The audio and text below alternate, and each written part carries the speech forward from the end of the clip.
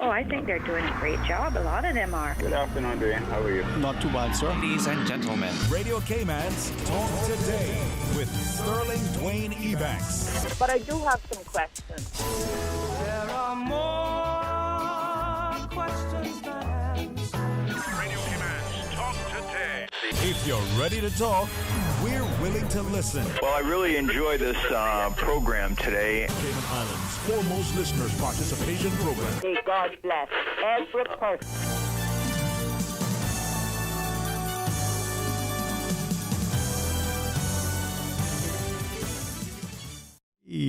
Good afternoon and welcome. Thank you so much for joining us here on another terrific Tuesday's edition of Talk Today as we invite you to be a part of a discussion. What questions do you have to ask?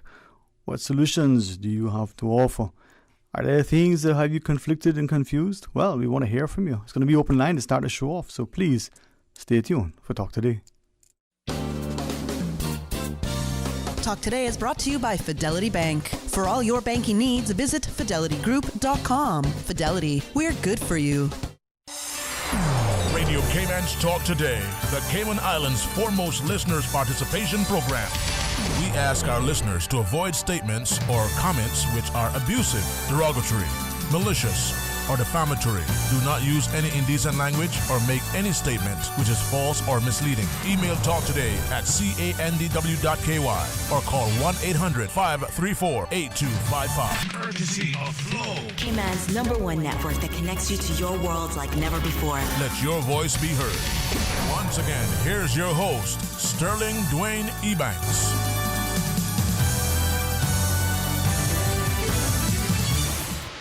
Hey, good afternoon. Welcome. Why don't you call and give us, some of your thoughts, someone said, I got a mind to call and give a piece of my mind. Well, tell you what, share with me, because that way we learn, at least we get to hear what's, of concern and interest to you. 949-837, 1-800-534-8255. Commercial where you should watch on late night TV. Oh, operators are standing by now. Well, we're always here, seated comfortably, and the safety of this excellent studio. Susan is right there. Why not? 949-8037, 949-8037. If you want and you're able and you wish, go right ahead and use the Flow toll-free line at 1-800-534-TALK. That's 1-800-534-8255. The same number we want you to use for, use Flex on Wednesdays that you use in the mornings, when you call in Sunday for the record with Mr. Ort. One number gives you, equal access to all of our excellent programming. Now, with all the rains that we've been having, I think some have recognized that, we've probably been doing a better job in the last years to ensure that the roads are draining properly. The, drains that we've installed remain cleared. And we've got to commend the Public Works Department for stellar works that they do.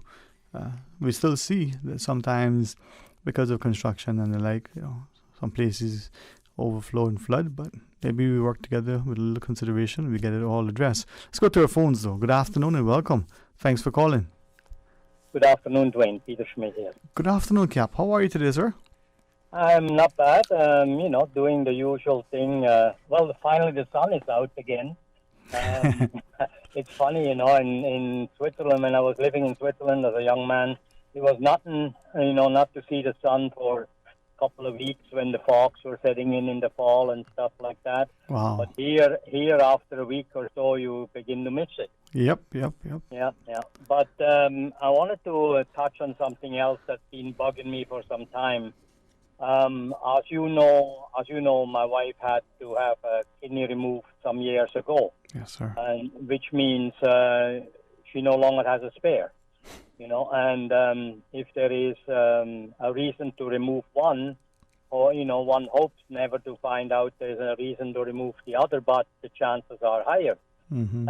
Some years ago, as a result of that, I remember there was talk about legislation that would allow the harvesting of organs from accident victims, etc., if they were agreeable. And I think there was talk about possibly having something on your driver's license if you wanted to be an organ donor or anything like that.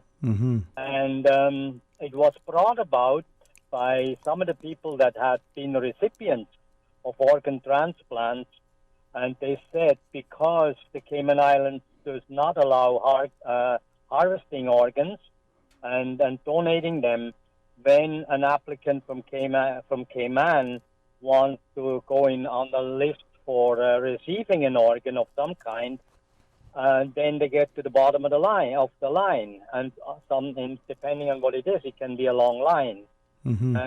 and some people, unfortunately, perish while waiting. So I'm just wondering, whatever happened to that fledgling attempt to introduce legislation to that for that purpose? Do you have any idea, or does that ring a bell with you at all? I remember the discussion, and if you hadn't, brought it up, I was going to be laboring under the conception that, hey, this thing was passed and it is actually in play. But now you have me, doubting my recollection. So let me find out about it, because I think it was then MLA Elio Solomon who was one of the champions for bringing that forward, and I knew we had to make some amendments, including the new legislation. But I thought, for some reason, that was passed and operational.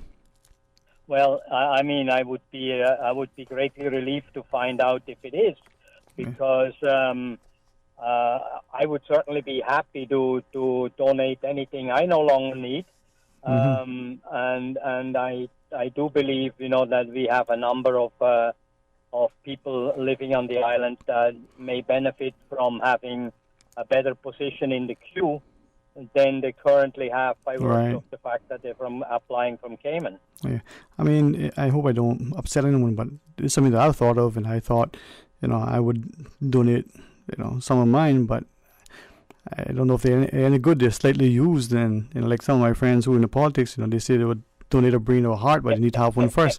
So you have to make light of it sometimes. Yeah. Well, I am looking for a car. Mm-hmm. I'm looking for a new car because on the last car my indicator broke. So I'm going to buy one where the owner has not used the indicator while he has owned the vehicle. There's probably a lot of them around here. Yeah. Sorry. Oh man, it's going to be a hard day. Anyway, yes. I just thought I'd touch on that. I know those things are touchy subjects. Yes. Because different people have different beliefs and about that sort of thing. But we cannot.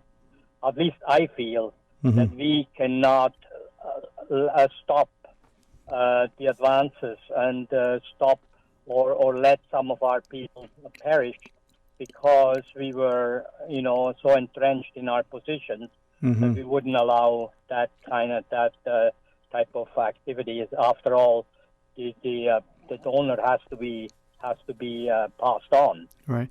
Before they can donate. Yeah.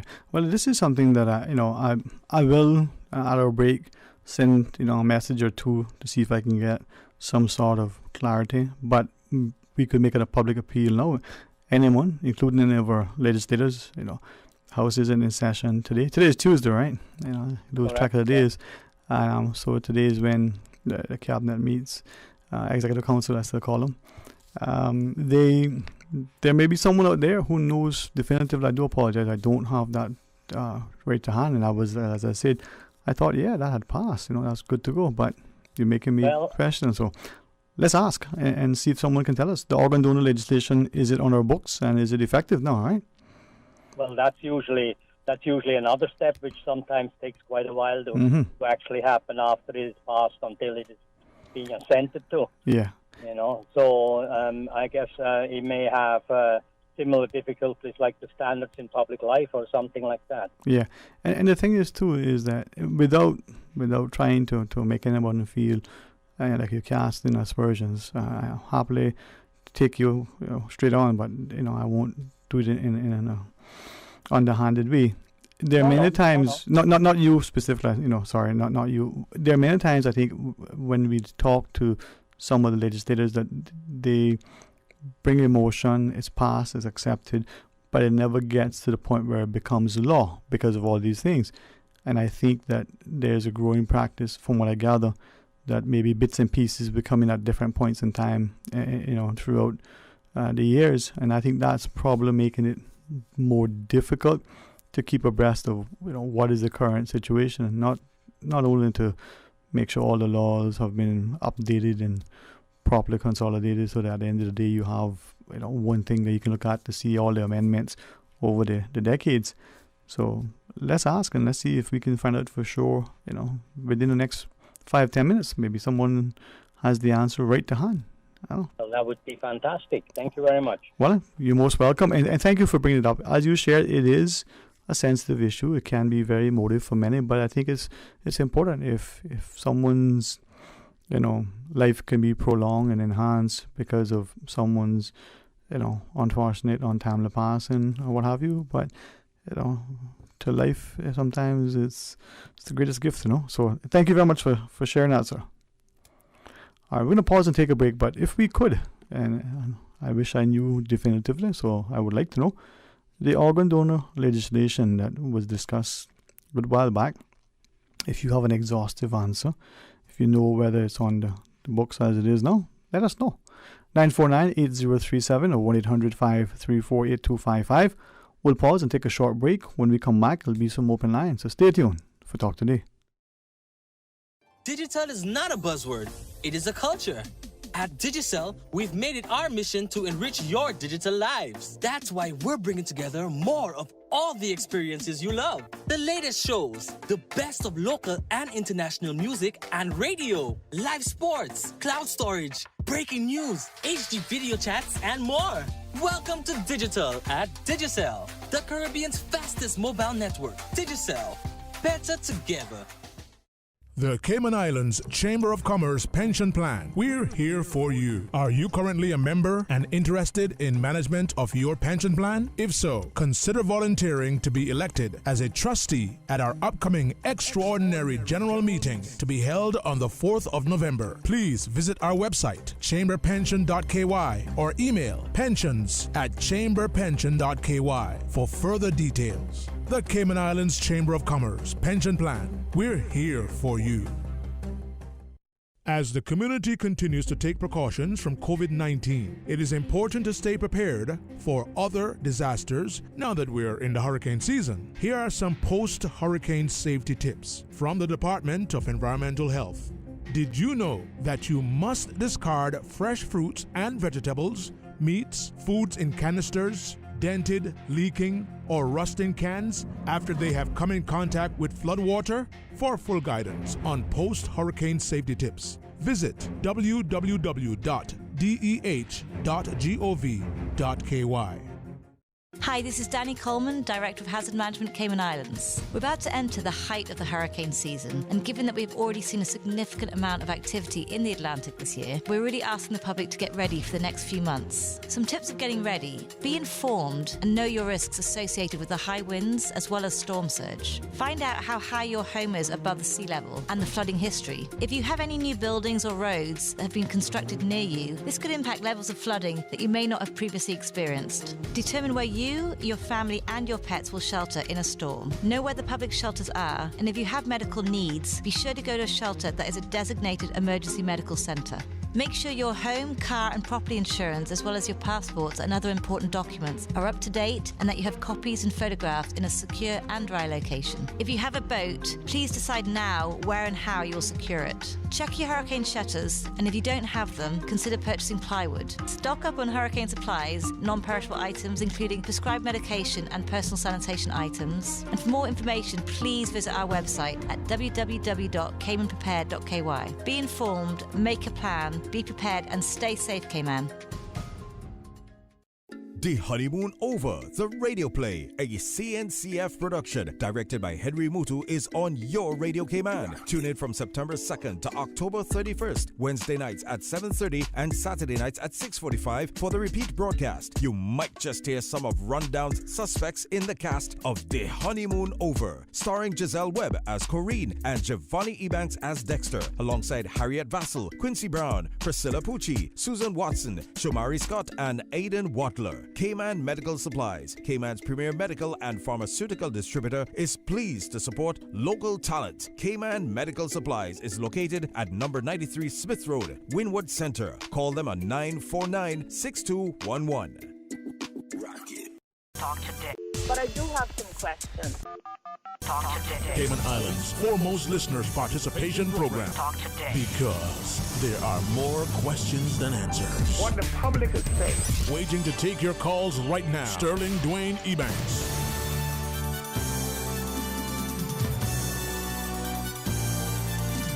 Good afternoon and welcome back. Thank you for joining us. 8949-8037, 1-800-534-8255. It is open line until 1 p.m. as we invite you to call, share your thoughts with us. Now, the last caller, we haven't been able yet to get a response. Sometimes, we know the power of radio. It's immediate, it's effective, it's inclusive, and it allows you to have access anywhere almost instantaneously. So, a very, very, very important question, and one that should be so easy to find out. So I'll try to log on, but I won't in this day and age attempt to multitask. I can look on the laws.ky or the new website that we've set up where all the laws are there. I'll try to do that again during the next break. But if you know the organ donor legislation that was debated, I want to say it was passed. Can you tell us where it's at? While you're thinking of trying to find out about that as well, let us know, what else is there that you want to talk about as well. 949-8037, 1-800-534-8255. Give us a shout, share your thoughts with us. And if you want to talk about anything, what's happening in Ireland, maybe the discussions within the UK about the tests for the antibodies, and whether you trusting of all the things you're reading, whether you're anxious there and anticipating, whether you have a bit of apprehension. Hey, if we can help to allay affairs, or at least lend a listening ear, well, let's do that for you. You may want to consider what it's going to be like come next Wednesday, after the US goes to the polls. We ourselves have an election coming up very soon, but between now and then we're going to enjoy, hopefully, a very blessed Christmas. Well, the phones are lighting up, and we're going to take your calls in a few seconds as we invite you to be a part of a discussion. 949-8037, 1-800-534-8255. It's open line, and glad that Susan's back. So, what do you say, Miss Susan? Straight to the phones. Good afternoon and welcome. Thanks for calling. Good afternoon, Sterling. How are you doing? My good friend, how are you today? Not bad. And good afternoon to Susan, too. Yeah, she stood up on, the console and was waving both arms and say, "Hey, Mario, what's happening, man?" Yeah, man. Listen, since we got a couple minutes to open mic, I thought I would call and just kind of, open up the conversation about this article that I saw earlier this morning pertaining to Bermuda. Uh-huh. Mm-hmm. And obviously, it's one of those things that we try to, we should pay close attention to, simply because they're a territory as well, right? Uh-huh. And they're one of our competitors within the financial service industry. So certainly, if there's anything that may pose any threat or any hindrance to their ability to maintain that level of service, so that industry can continue to strive the way it has and provide jobs and revenue and whatnot.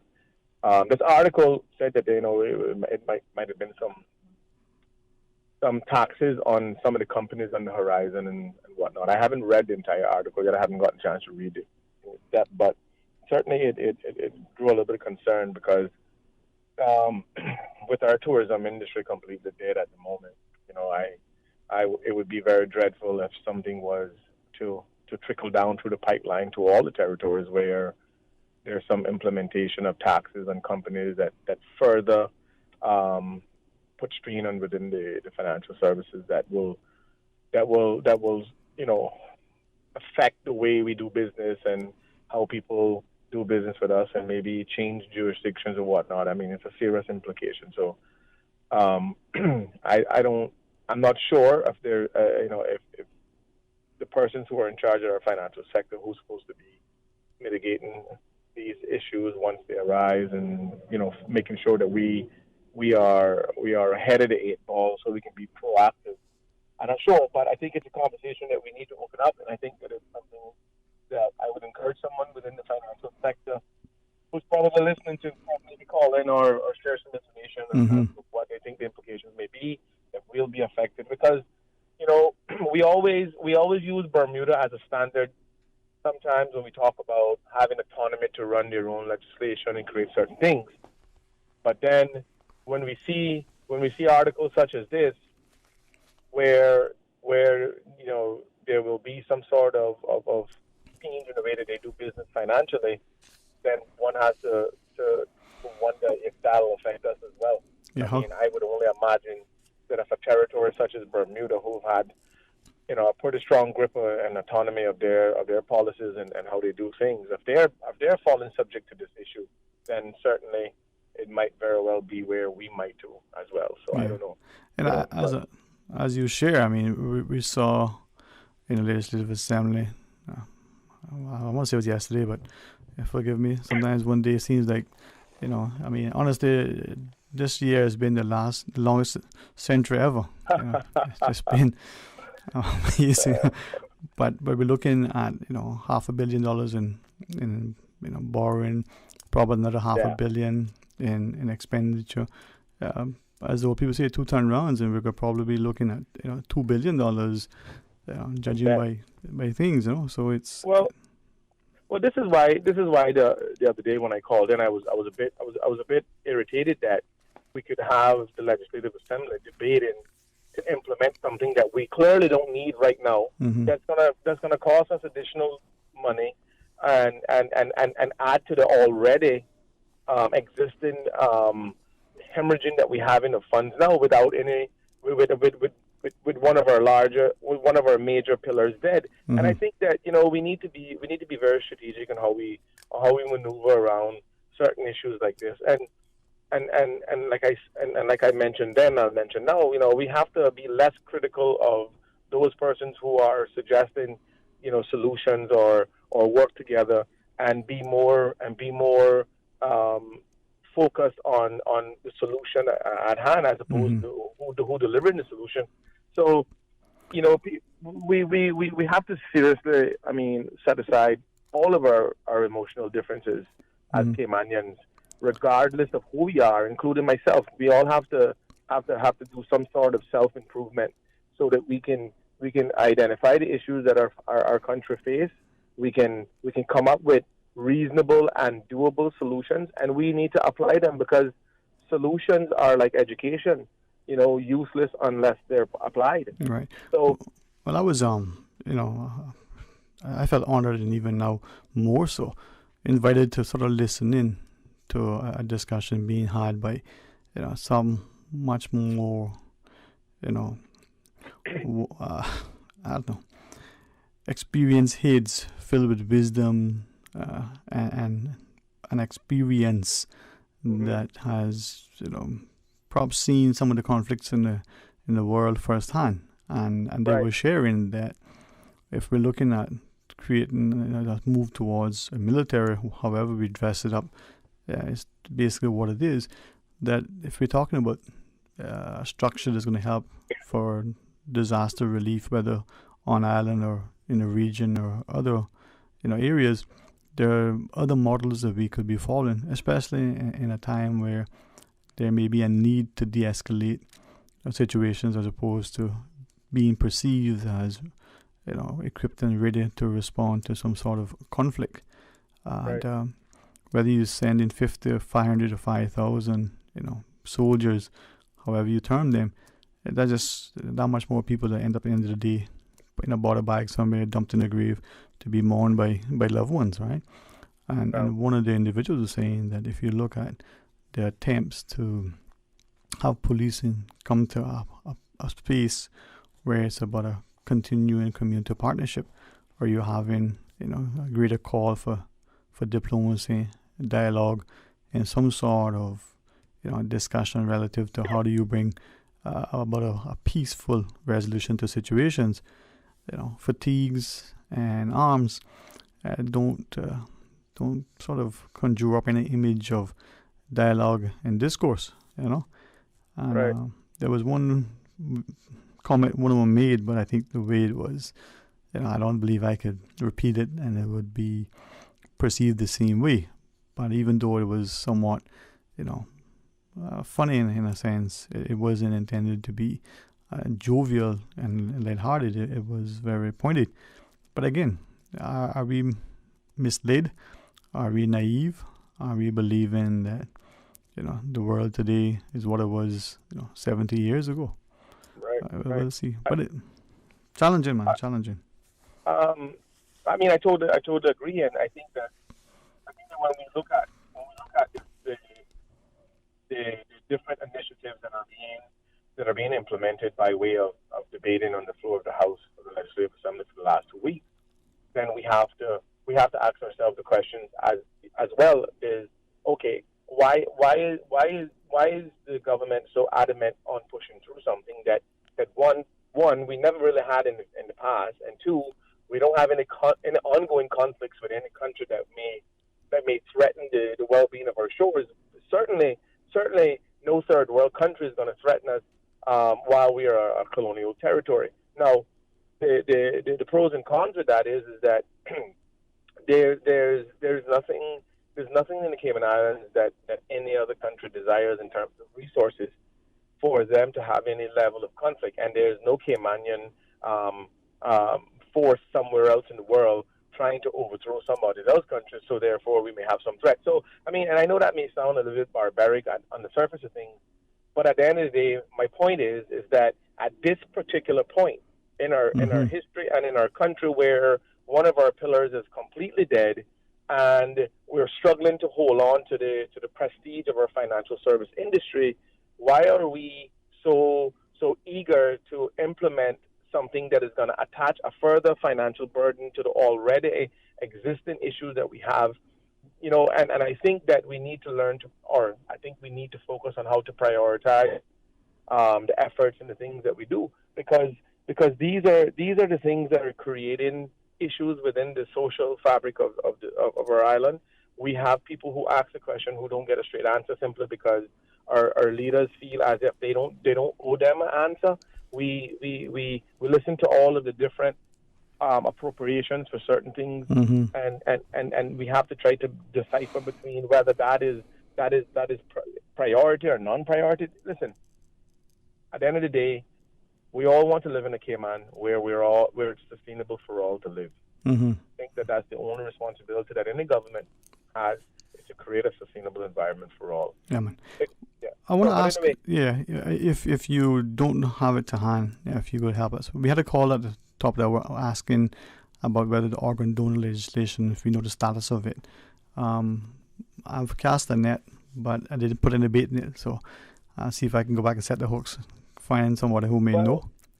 I knew that was on the agenda, but I'm not sure what the outcome was. Yeah. I don't know what the current status is. But likewise, it shouldn't be something hard to find. And maybe if we go on the website and what I'll do too when I get off the phone is I'll send a message to one or two of the members to see whether or not they would respond in terms of Thank you. Of that bill. Thank you.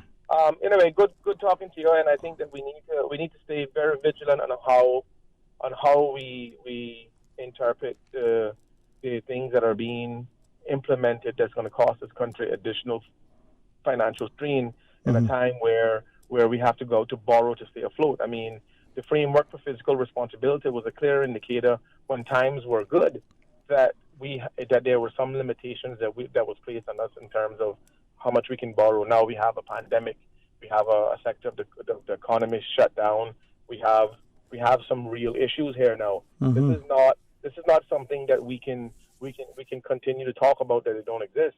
This is a real issue that exists. We have families in Cayman that are sitting down doing absolutely nothing with equipment that have to be maintained until the tourism industry reopens. How do they maintain equipment on a monthly basis to ensure that it's up and it's ready to go whenever it does open, without any revenue being generated?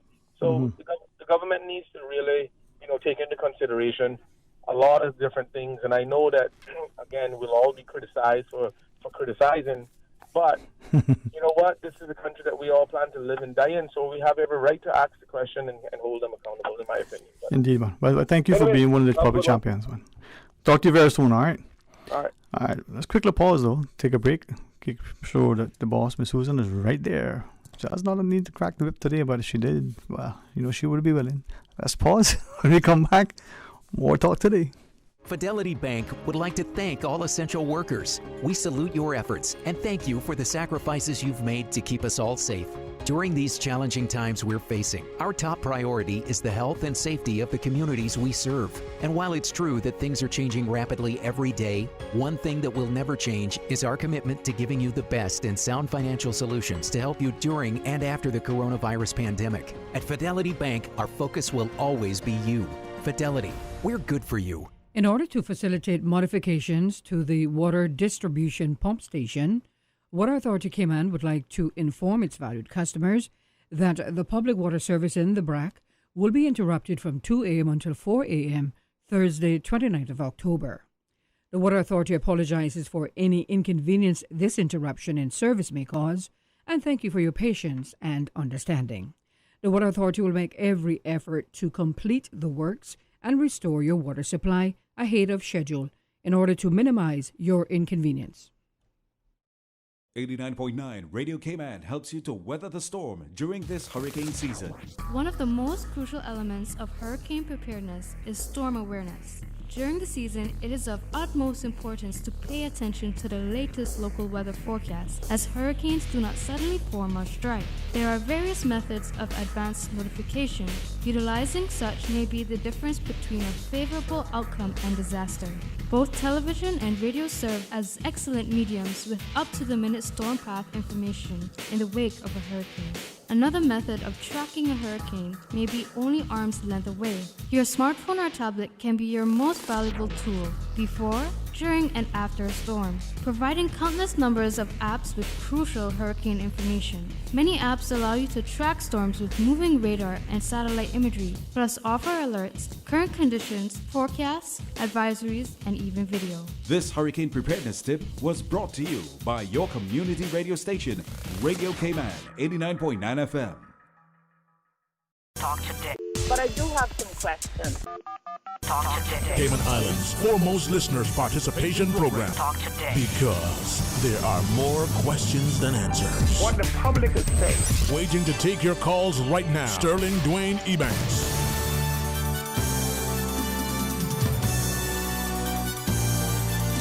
And good afternoon. Welcome back. Thank you for sharing. It is open line, and we're going to go straight to the phones. Good afternoon. How are you today?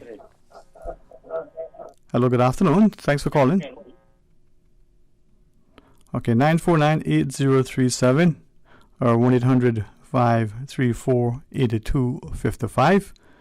And let's try your lines again. Good afternoon. Thanks for calling. Good afternoon. Good afternoon. How are you today? Balance, and you know that. Hey, sometimes, I just had to get dip in now. I heard you talking about civility and this and that. But with our little Reg, but who could we beat? No. Explain that to me now. Well, no. Who could we beat? Yeah.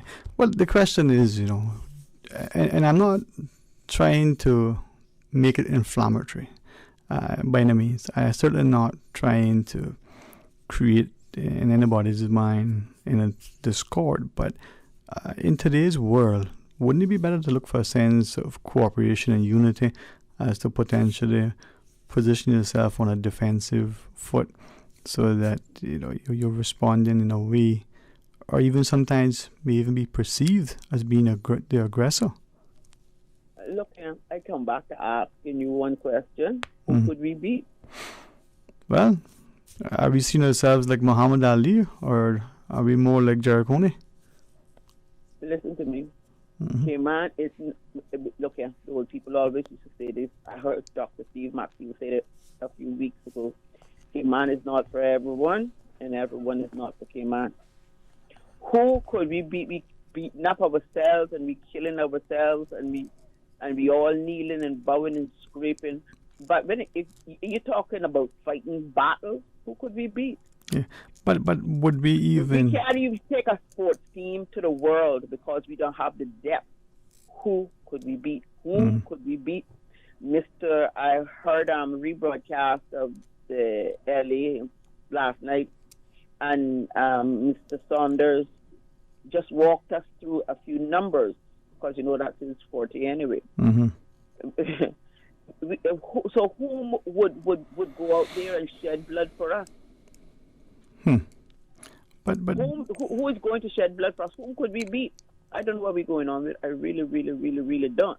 But I think, in my mind, part of it, they're worried about the insurrection that might come from within because the pressure that is brought to bear upon us.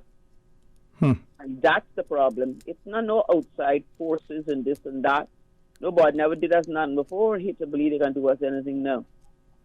Where needs to go? We are lesser now than we were in the 1960s, and that's not only numerically. We have less heart, we have less spirit, we have less of everything.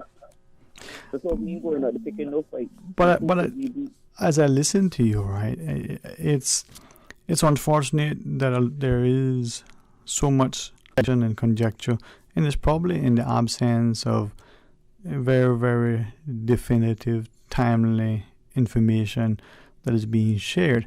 And sometimes it may be that we believe that we're saying something in a clear way, but not realizing that the audience that is receiving information doesn't know all the sort of goings on behind the scenes, or even have an insight into the agenda. So in this instance, do you think they are as respectful as you trying to play it down now? One would like to think so, yeah. Oh, you. But don't confuse me. Okay. I'm old now. I'm used to confuse.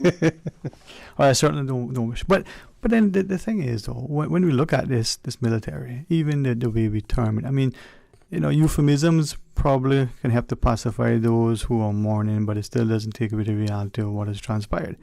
And in the end of the day, with this thing, whether we look at the financial implications of it, but we look at the tone of the world today, where there should be a greater call for reparations and reconciliation, where there should be a greater call for a semblance of unification and cooperation, as opposed to where we're seeing, in one breath, the powers that we talk about, no man is an island, and on the other breath, they try to position you like you're an independent nation, poised to have to defend yourself. That is to keep you quiet, Funkin. That is to keep you quiet. You notice they don't sell kerosene oil no more, either.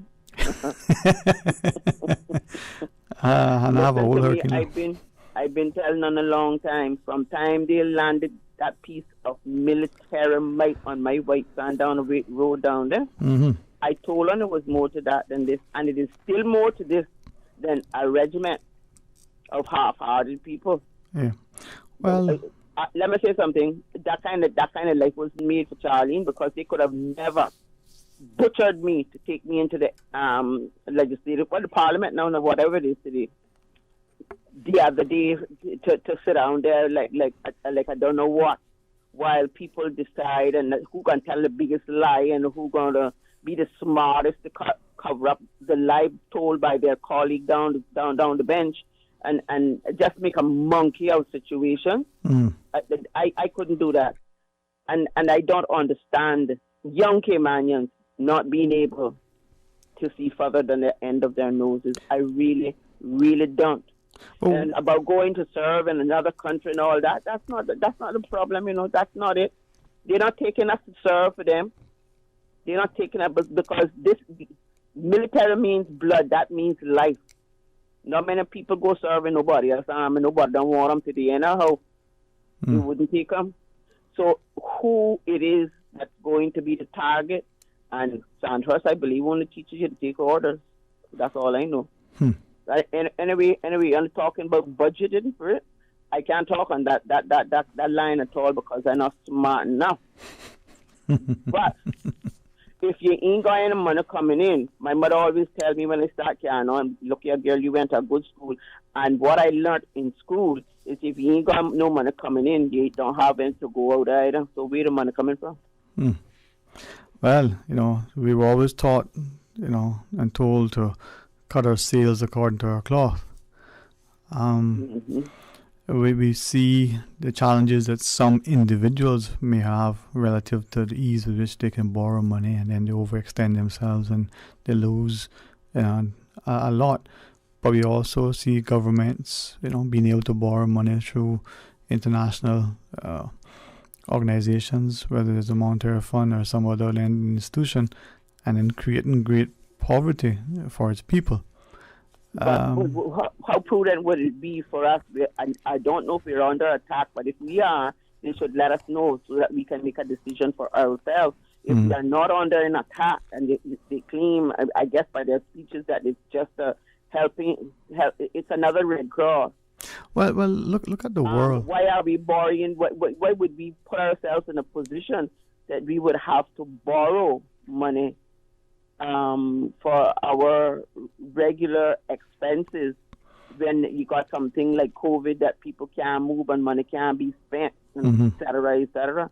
It seems like, I don't know, but I would wonder if you could get ex-Minister Marco Archer back now for, financial secretary.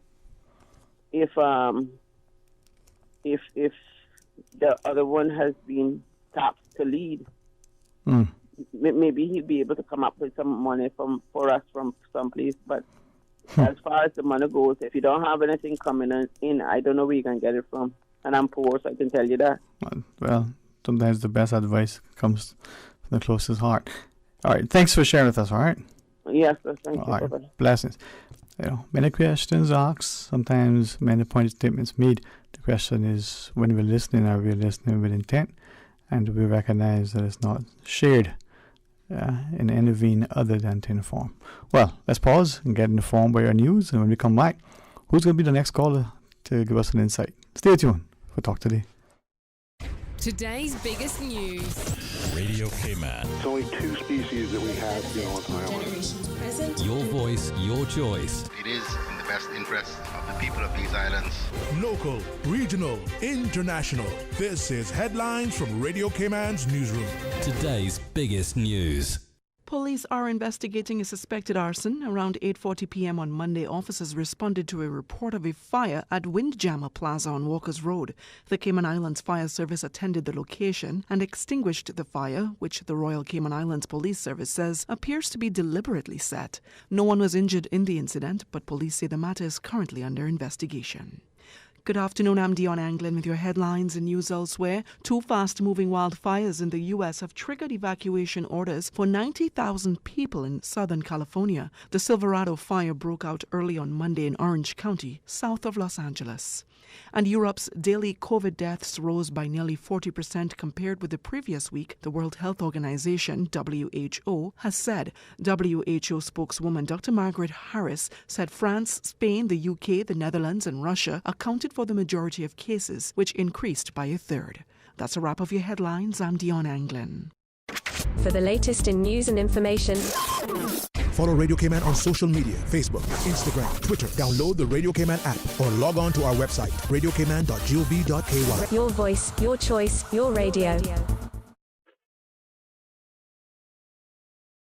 We give you honor and praise, adoration and glory. Radio Cayman.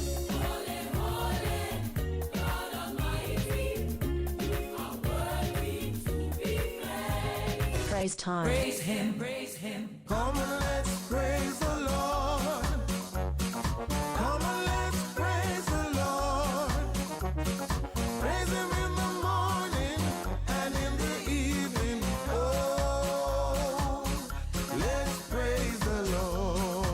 Praise Time in the morning. Praise him. Praise him. Weekdays 6 to 6:30 a.m. Radio K-Man, waking you up.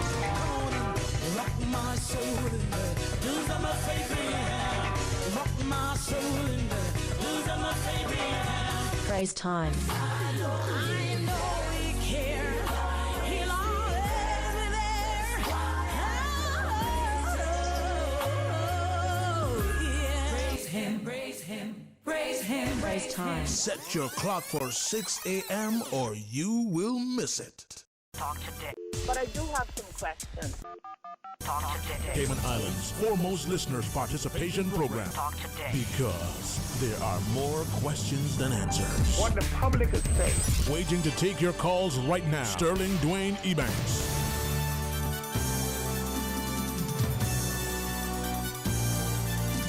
Hey, good afternoon. Welcome back. And thank you for sharing with us. Now, what do you think about the last caller's comments? Do you think there is a hidden agenda? Are we, perhaps in a frame of mind these days because we feel so distrustful of authority? We don't seem, generally speaking, as a people and as a government, to enjoy that level of trust, between the two that we think, should exist. Well, let's go to our phones. Hey, good afternoon and welcome. Thanks for calling. Good afternoon to you, Sterling Dwayne. Good afternoon, sir. How are you today? That's fine, thank you. All right. Thanks for calling. We're listening to a lot of us have a lot of opinions and so forth. Yes, sir. And things. So when I call into you, give you my opinion. Yes, sir. Give me a chance to say something. I've heard a lot of calls recently for independence, because of an issue that was trying to be resolved by the same thing you said, negotiations. That is what mostly started it. Mm-hmm. Right? Not ironic. Call for independence, something that most people I'm thinking of when I listen to them don't really understand the complexities of political independence, which is what I believe they mean. Political independence. We're the elected arm of the government. Those who are elected are in complete control of every facet of the country.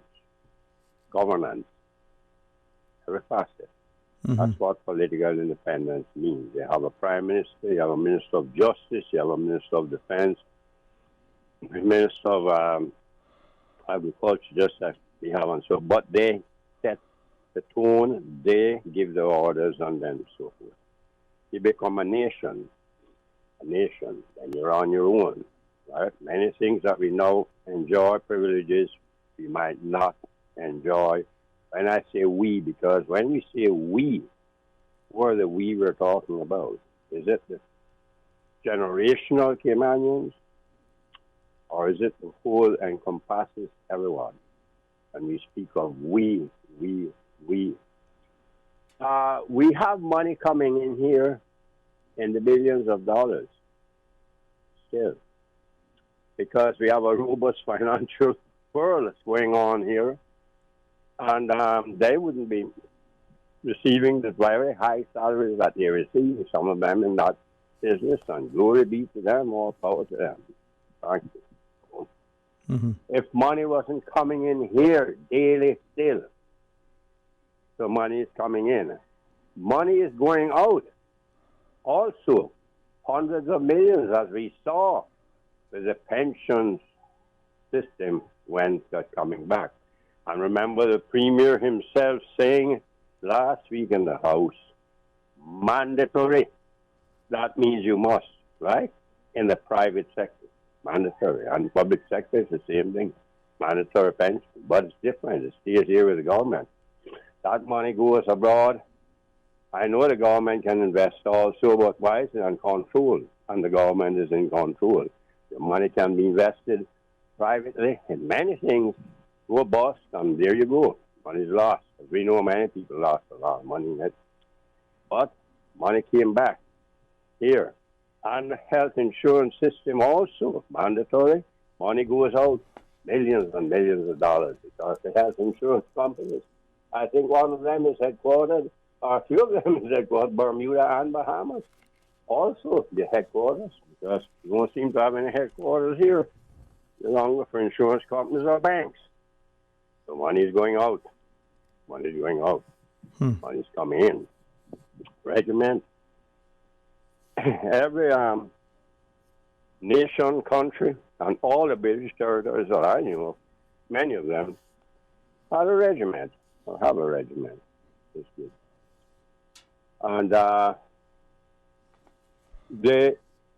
thing with it is that this comes up at a time when we're close to Remembrance Day and selling poppies of veterans who served.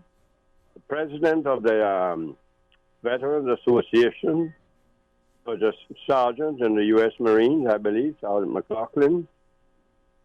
I have a grandniece who is a sergeant in the U.S. Marines right now, also left here at the age of 7 months old, left. Amen.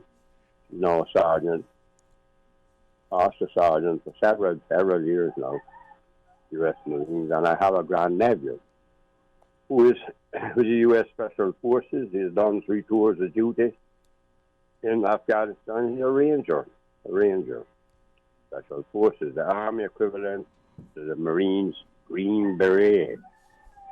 The thing with us is this. At some time during our past, many people, in fact, it was the highest rate of conscription, I think, of any country in the world. Second World War and the First World War, too, went bravely.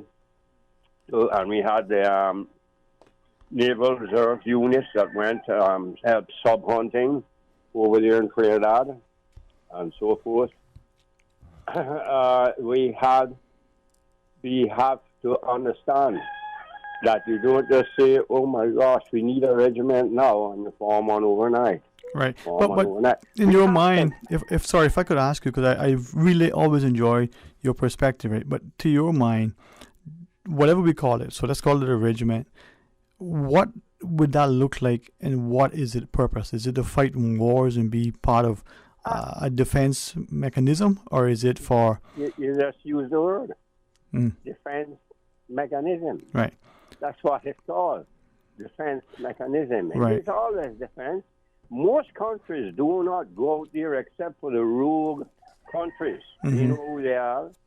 We know who they are, and they're part of the United Nations too. Right. And the rogue countries who are sending terrorists out to kill most of their own people, horribly butcher little children, and we have it in Africa a lot, Boko Haram and so forth.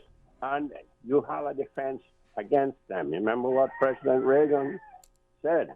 You cannot negotiate with terrorists. It doesn't make any sense. Okay, so it's there to defend, right? But what we told, or being told, that it's going to be used in terms of natural disasters, hurricane preparedness and relief.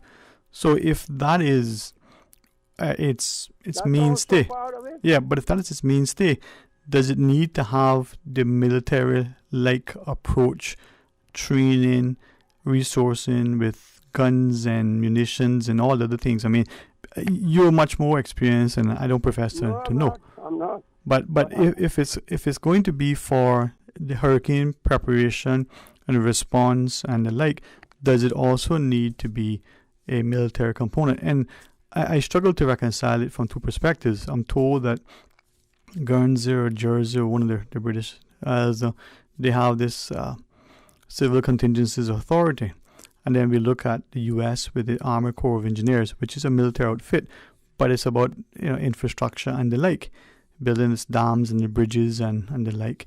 So if we are in this 21st century, when we should be about peace and the like, do we need to still have the war machinery if we're talking about ensuring preparation and proper response to assist people in the aftermath of, say, for example, a natural disaster like a hurricane? Hello, sir. The U.S. Army, and the same thing with the British Army Engineering Corps, is part of the Army. Yes, sir. It's part of the U.S. Army. They're trained with weapons. They're trained also. Everything. But they're trained engineers also. So forth. And to help rebuild bridges, and when things go that the private sector cannot manage with certain things, then the Army has to step in. They had a terrorist attack here on the U.S., which was the first time the U.S. has been invaded, really, since 1815. Think about that. But President Bush quite admirably handled it. Immediate response and immediate. You have to do those things. But by not watching your immigration, also that happened. What we have to understand is that we're saying during peacetime, there are times of peace. The world saw 20 years between the greatest wars in history, and the second one, by far the greatest of all wars put together, human life and money. That there are times of peace. There are times of peace now, but there's never full peace in the world. It cannot happen. The good book says so. Wars, rumors of wars. But that is not what exactly they're preparing for. You're having a regiment to go to war. You know, we can use words, and it influences people's minds, but and young people in particular. When you use that type of term, that's what the regiment is for, to kill and to go to war. That's not so. It is not so at all. It is there to keep the peace, more or less, and there in times when it's necessary. So what is the police for then? Sorry, respectful. What then is the role of the police, if not to keep the peace? The police, what is it called? A police service. Well, wasn't it called a police force at one time? At one time, and some other territories still call it a force, I believe. But this is what I'm saying, semantics. But they are here to keep the internal security, more or less, going after criminals and arresting criminals and so forth, and trying to prevent things happening. But they're there to prosecute and take to the courts. The necessity of a defense force is something different. So the defense force then would be the internal security, so to defend, as the caller was alluding to earlier? Also to defend. And also, if it's necessary, we have ships flying the Cayman flag. We have them pass by here, I believe. I think there are some tankers registered, maybe not. But ships are being hijacked all the while. What if we have one? It might be a very rare thing, but it can happen. It can happen. What if we have one that is hijacked, or pirates come aboard, as you see over there in the Far East, in the Middle East, where it happens all the while. Right. And we say we need even to show a presence amongst those who would try to go out to see if they can get that ship and its crew, back to safety. Right. That we have a little bit of a presence amongst those who would come to help and aid us. And this is it's a thing that encompasses many things, but many Caymanians have served bravely. Yes, sir. As soldiers, and we shouldn't say that.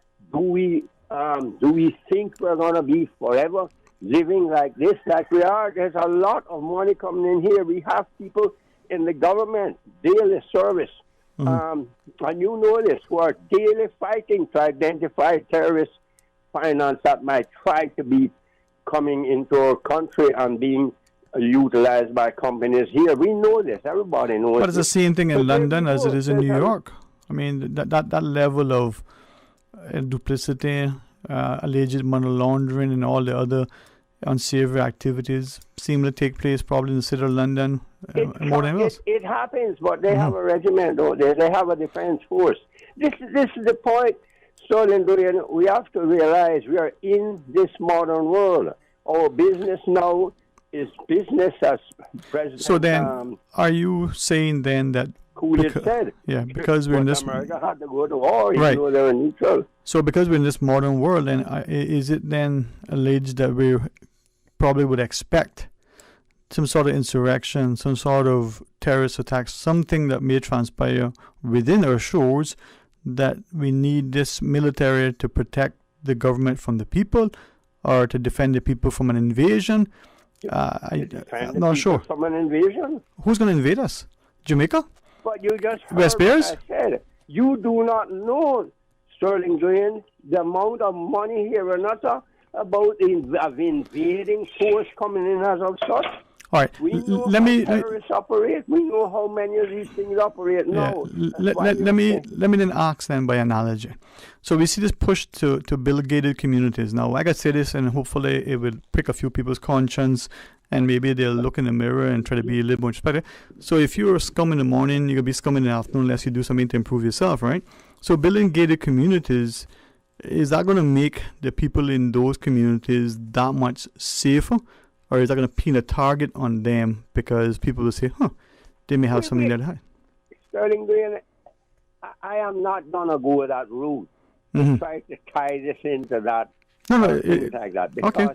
what I'm saying is, isn't it better to be prepared? Look at Tempura, right? 13.5 million spent. They're talking about the money to be spent on this by a governor, previous governor, ordering that with the support, I'm sure, of the British Foreign Office, and with certain support here also. Yes, We'll sir. go into that now. Yes, sir. We spent 13.4 million. Very senior police officer lost his job. The police chief, I think, lost his job and was actually sent out on arrest warrant, I believe, for him. A judge was arrested. Another senior police officer lost his job also, and it went into millions and millions of dollars. And yet we have very explicit information about this regiment, very, very so far. Remember, it's the British government, we're a British Crown territory. Yes, sir. We don't hear anything about asking how the money was spent, what it was for, $13.4 million. But how is... Sorry. But this is $1.4 million, and Caymanians are getting jobs, getting a life of discipline. Right, getting but the jobs so many aside, officers. right? How is the regiment going to protect us from operations like Tempura or otherwise? How is a The regiment? regiment would have nothing to do with that. That was a police investigation. Right. This is where we try to mix up things, and it confuses people. No. It I has was just trying to nothing understand do what you were, trying to. But the thing is, I mean, could we not get that discipline, that job, that what it's training, all about. other than a military? I mean, could we not do it through the expanding of the Coast Guard? Could we not look at, some other mechanism? Again, if we're talking about disaster relief and And then you preparedness. would say, why are we spending the money on that? Well, I always question why we spend the money on many things, but that's because some will say are cheap and I want value for money. No, but I'm saying what the people are saying. We could expand the Coast Guard. People. Yes, sir. But that's a Coast Guard. Every country has a Coast Guard. That's a different aspect of it, and it's still the military. They're with weapons. We've seen the big U.S. Coast Guard ships come in here. Right. And they have weapons on board, and they're all trained with use of weaponry and so forth. But we understand that. Sterling Green, I will be believed for this, and others believe the same as I do. We need to have this to give our young men some discipline. We have a lot running about bombing again, and they could be in this. They could get some training. They get some money. You know that every period, and get a life of discipline. Come out of that sort of wandering thing where we have people sitting not doing anything, bombing, begging, and that. Anyway. Yes, I sir. guess it's useless trying to get my point across. Not at all, sir. Not at all. Tempura. We spent a lot so let us not go about the money part of it. 1.4 million to give some young Caymanians a life of discipline, to learn something, some engineering, something, everything, to learn something about electronics and the control of different things with electronics. Mm-hmm. And then we can, what is up 1.4 million? As I said, we're sending money out daily. Yes, sir. For the pensions and Yes, sir. for the health insurance and stuff. All right. But we Well, must think hey, thanks. It's a different world now. Yep, It's a yep. very different world. A world full of deceit and deception and, division. But thank you, sir. I always honored to have you share. Respectfully, and apologies to Miss Susan. We're a little bit over the break. Let's pause and take that one. When we come back, hey, we join our callers. Stay tuned, please. Fidelity Bank would like to thank all essential workers. We salute your efforts and thank you for the sacrifices you've made to keep us all safe. During these challenging times we're facing, our top priority is the health and safety of the communities we serve. And while it's true that things are changing rapidly every day, one thing that will never change is our commitment to giving you the best and sound financial solutions to help you during and after the coronavirus pandemic. At Fidelity Bank, our focus will always be you. Fidelity, we're good for you. Digital is not a buzzword, it is a culture. At Digicel, we've made it our mission to enrich your digital lives. That's why we're bringing together more of all the experiences you love. The latest shows, the best of local and international music and radio, live sports, cloud storage, breaking news, HD video chats, and more. Welcome to Digital at Digicel, the Caribbean's fastest mobile network. Digicel, better together.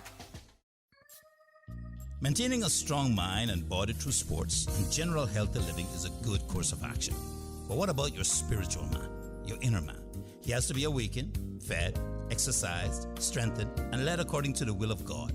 So, have you heard the call? I'm evangelist Brother Joseph Joey Ebanks, and I'm inviting you to worship Wednesday and Thursday nights at 7:30. We are bringing the Word of God to our communities as Jesus commanded. Faith comes by hearing. So come and hear. Bring your own chair or simply park and listen to the Word of God from your vehicle, covering the Cayman Islands with the Word of God, one community at a time. Have You Heard the Call will be in East End Little Hurley's site October 26th through October 29th, featuring Bishop Delbert Clark and Pastors George Williams and Daniel Williams. That thing we've been saying for 64 years, ignore it. Eat the KFC wings, drink the KFC gravy, fill up on fries. Just please forget the thing we normally suggest. You know, that thing you used to do with your tongue after finishing a delicious piece of our KFC chicken. We get it. It's not easy. There's a reason why it's been our slogan for over half a century. But the world's drastically changed of late, and as soon as we can embrace the change, the sooner we can all get back to doing what we do best. KFC. It's good.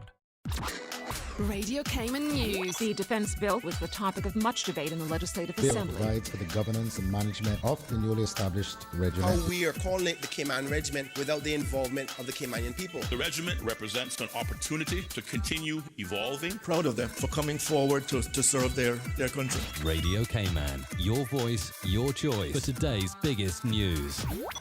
King Sports Center takes pride in being more than just an ordinary gymnasium. For 14 years, their multi-purpose facility has been providing the community with a variety of sporting, recreational, and relaxation activities. King Sports Center has a bowling alley, lounge bar, multi-purpose rooms, powerhouse gym, rock climbing wall, bungee jumping, a 10,000 square foot rink, and so much more. For more information on the variety of services, call their friendly staff today at 946-5464 or email kings@candw.ky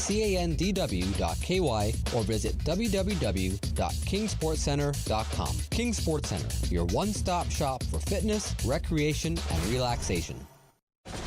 Your Radio Cayman 6 p.m. news, Monday through Friday, is brought to you by Logic. Your life connected. Talk today. But I do have some questions.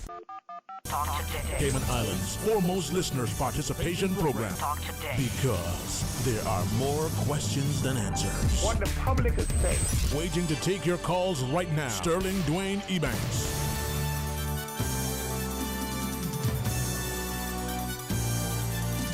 Hey, good afternoon. Welcome back. Thanks for calling and sharing.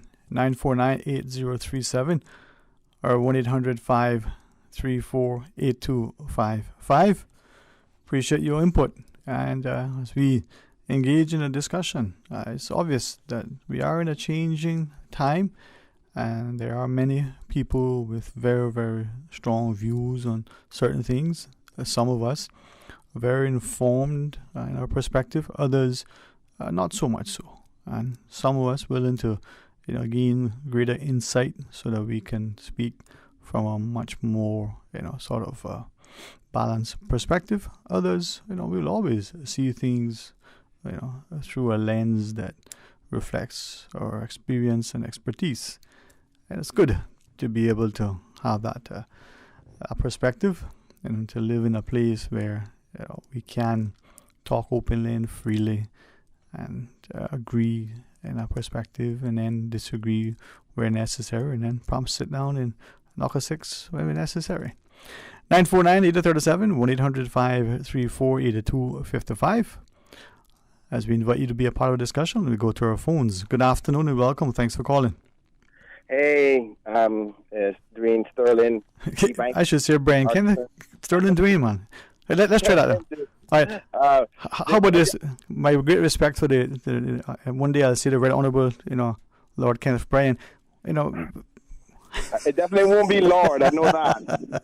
Good afternoon to you, sir. Good afternoon to you too, my brother. Forgive the noise in the background, but I've been, doing some yard work and listening to you at the same time.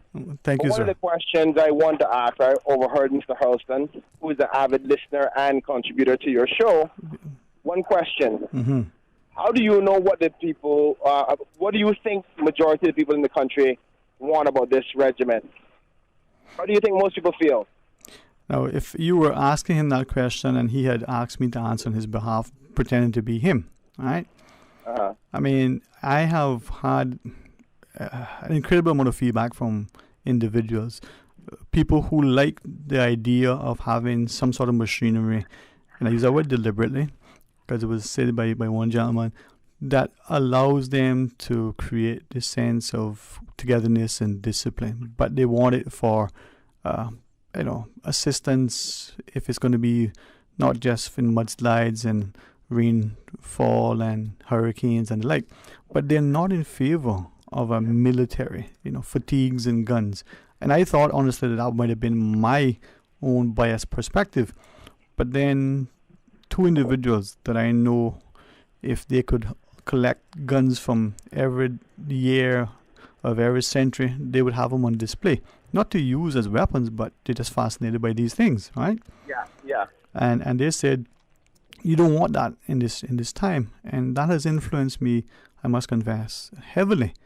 Another individual, I want to be careful because I do not want to betray in any which way his confidence, but he has always said, unless there is a strong sense of confidence in the government and a trust between and among the government and its people, and he doesn't believe that exists in many governments and probably not in this one, not pointing to these particular legislators, but just talking to the Cayman context. He said that, we don't have, in this instance, any strong confidence that this thing that we're creating is going to be anything other than a way to wield heavy power against the people just in case. Only point was this, and sorry for intervening in your thoughts. No, go right ahead. No, not at all. It's simple. You don't know, I don't know, the caller that called in before don't know what the people feel about this. Now, we may talk to 100 people right over the period of time since this has been brought up, and we would have probably enough time to have a decent conversation analyzing the matter and making a decision to say, well, I support it, or no, I'm against it, or I don't trust the UK, or I think the Caymanians need to have more say, or I like the fact of discipline. Now, that's analysis. That's decision-making. That's going through the democratic process. The truth of the matter is, none of us can make any comments. You know why? Because nobody has talked to the people, and I keep on going back to this again and again with how we do governance in this country. I'm a servant of the people. I serve the people and the people's will. What we have done, and I'm not against the regiment.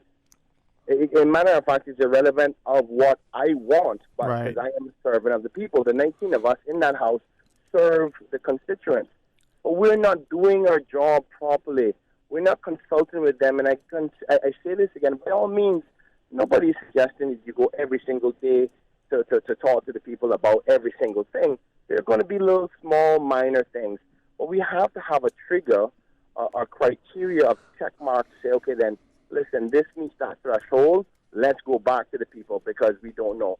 Now, some people don't like the regiment at all. Some people love it. They want it full force, exactly how it's always been with the strong arm of it. Some people like a little middle ground, a little bit of this, say, okay, we can modify it to be Cayman-like.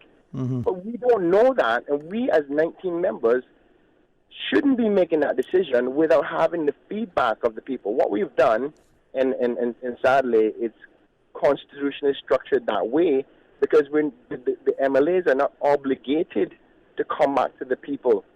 There's only one law that allows the government to be forced to let you know something, and that's a 21-day notice on a bill. Outside of that, constitutionally, they don't even have to talk to you after you put their X down and they're elected. They don't have to speak to you. And that's one of the fundamental things, if I could ever change in government, is forcing us to talk more to the people because we've forgotten the fact of who we work for. I work for people. There's no difference between myself as a legislator than me as a lawyer or an accountant. You have customers that you work for, and what their views are is what's important, not your own. Now, granted, I know there's an argument as we give you that trust to go make the right decisions for us.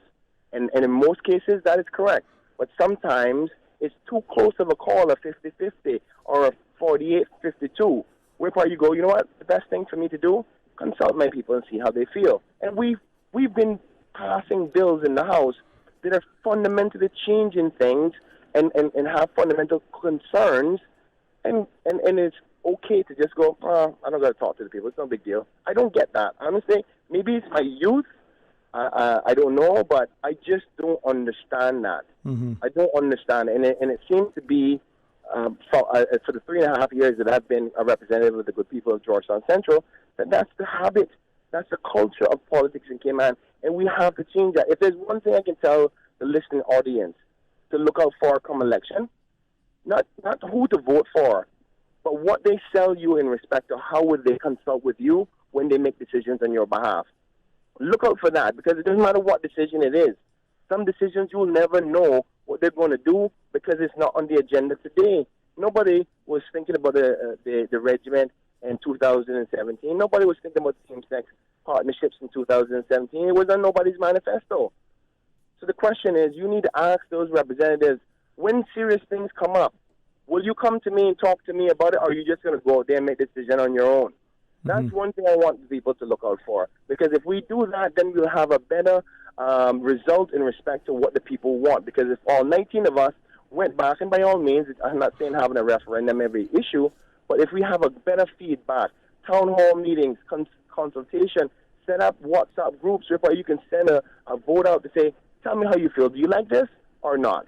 And engage. You got to get more feedback from the people, and we're not doing that. At least I don't see it enough. I really don't feel comfortable enough that we're making major decisions without the people's involvement. They're not children. It's not like you go, I know what's best for you. And sometimes we may have information that the average person doesn't know, but then you go and tell them and say, here's what I know, and here's why I think you should do this way because of this factor. And if they agree with you, they may go, no, I still don't care about that factor. I don't agree with you. You understand? Listen to you. Yeah, so anyway, maybe I'm ranting, but... Not at all, man, not at all. I think the consultation is important. As you said, you're elected to serve the interests of the people. Yeah, because I respect everybody who calls in, like Mr. Hurlston. I know Mr. Hurlston is old school. He's very straightforward about the realities of life.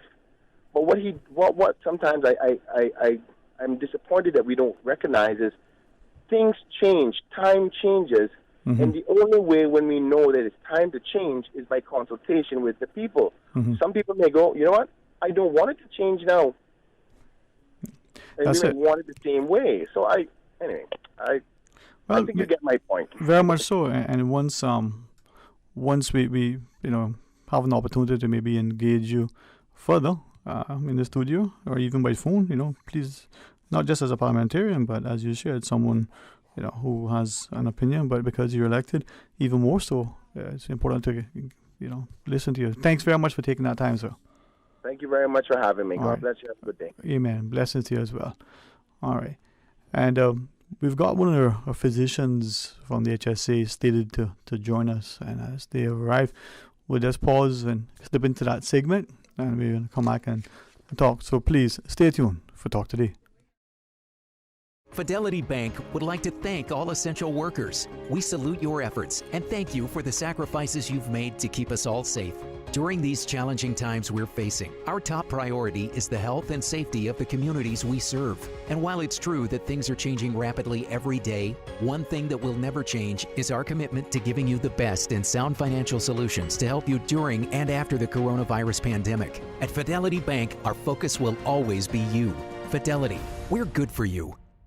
Nominations for round 12 of the Proud of Them award scheme opened on the 30th day of September and were scheduled to close on October 21st. Today, I am pleased to announce the extension of the nomination period until October 31st. I implore you all to use this excellent opportunity to celebrate the remarkable accomplishments of some of the most extraordinary and talented youth within these Cayman Islands. Complete your nominations online using the new Youth Services Unit website at www.youthservices.ky. That is www.youthservices.ky. If you are not so inclined, then download a nomination form and submit the completed form by email to info.ysu@gov.ky. Help us to recognize excellence among youth in the Cayman Islands. Submit your nominations today. I thank you.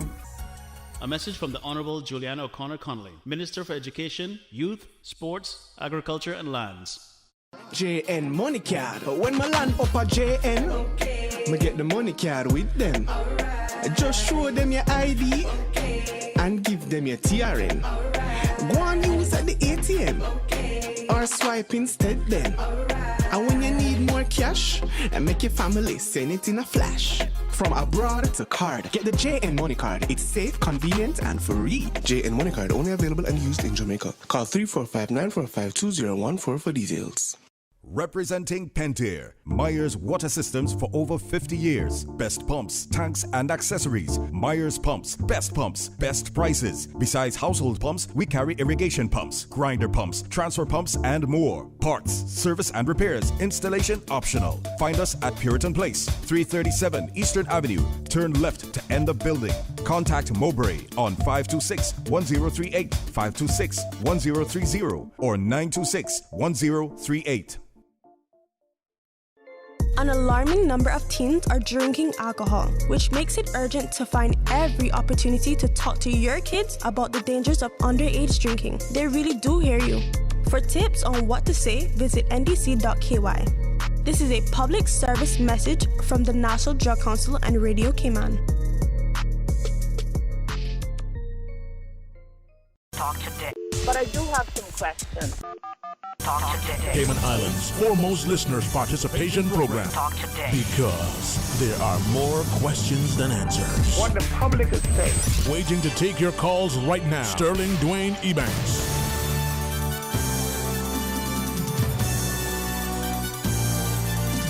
Hey, good afternoon and welcome back. Thanks again for joining us, and always a distinct pleasure to have this continuing partnership with the Health Services Authority. Today we get to welcome one of the surgeons, Dr. Omar Felix, to our studio, and as we talk about, breast cancer and breast cancer awareness, and recognizing that not just because it's the month of October, but the importance of the topic, and the fact that just generally speaking, there are little things we can do. Let's say prevention is better than cure.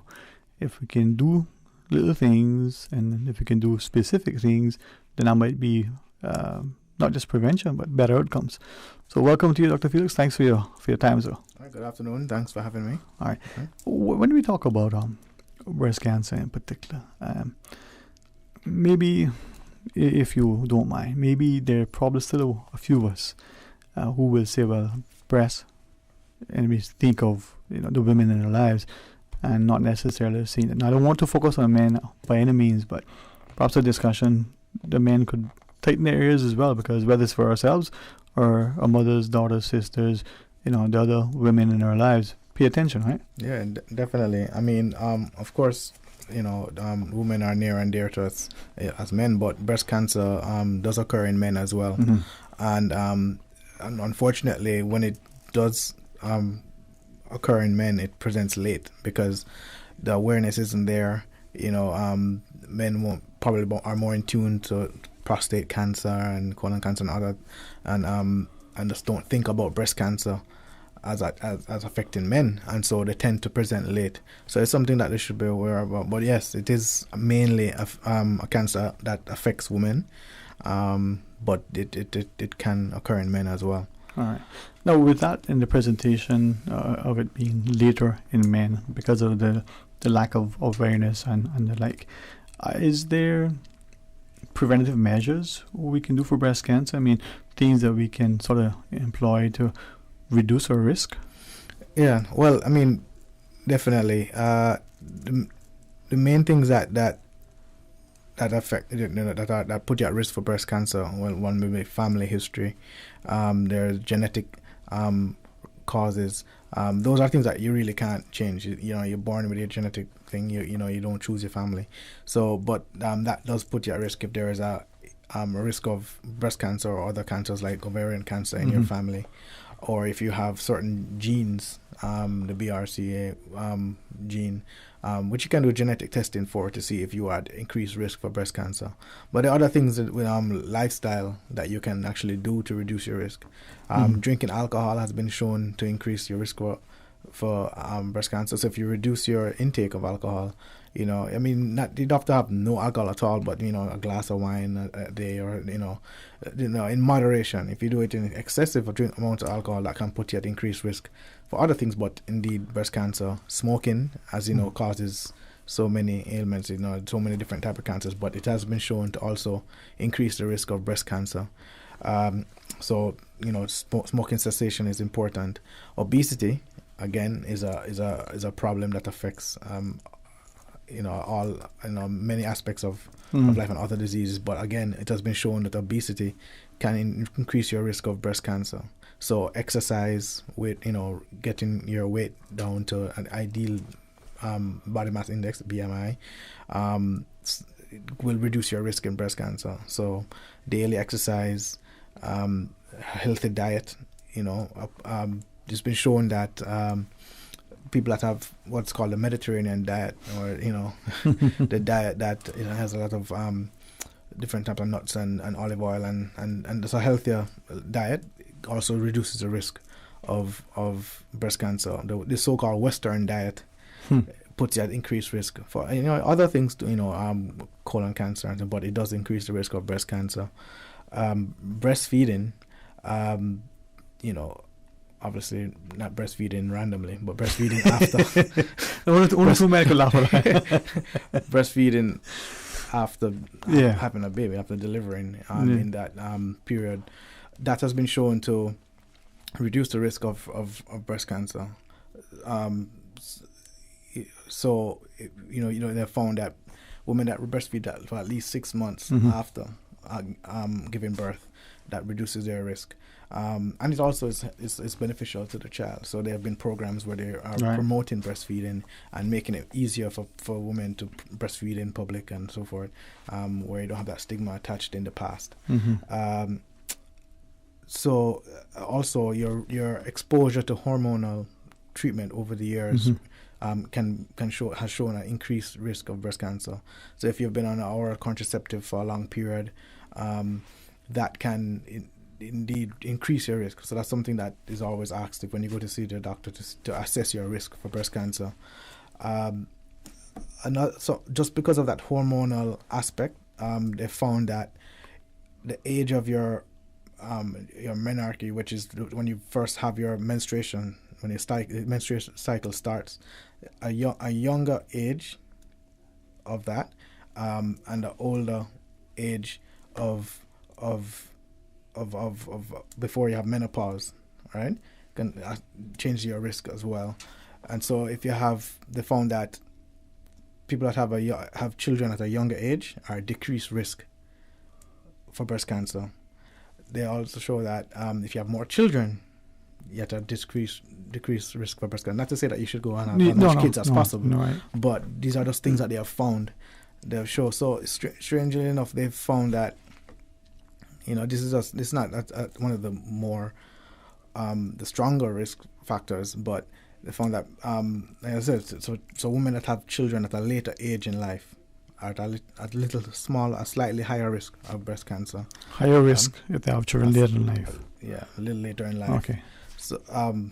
So strangely enough, they've also found that the social and economic status affects your risk for breast cancer. Where, in Cayman, that's not so much of a thing, but like throughout the world, they found that say people at a higher socioeconomic status is more risk of breast cancer than say someone that is in a lower socioeconomic.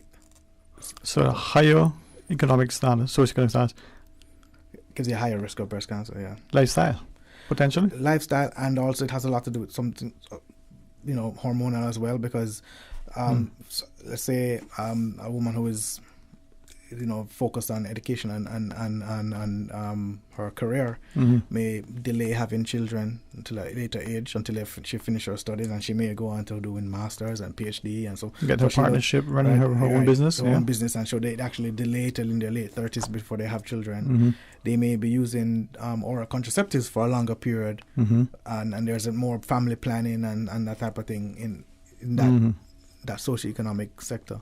So it as I said, those are some of the weaker risk factors. Not to say that, not that put anybody at worry, but that the studies have shown it.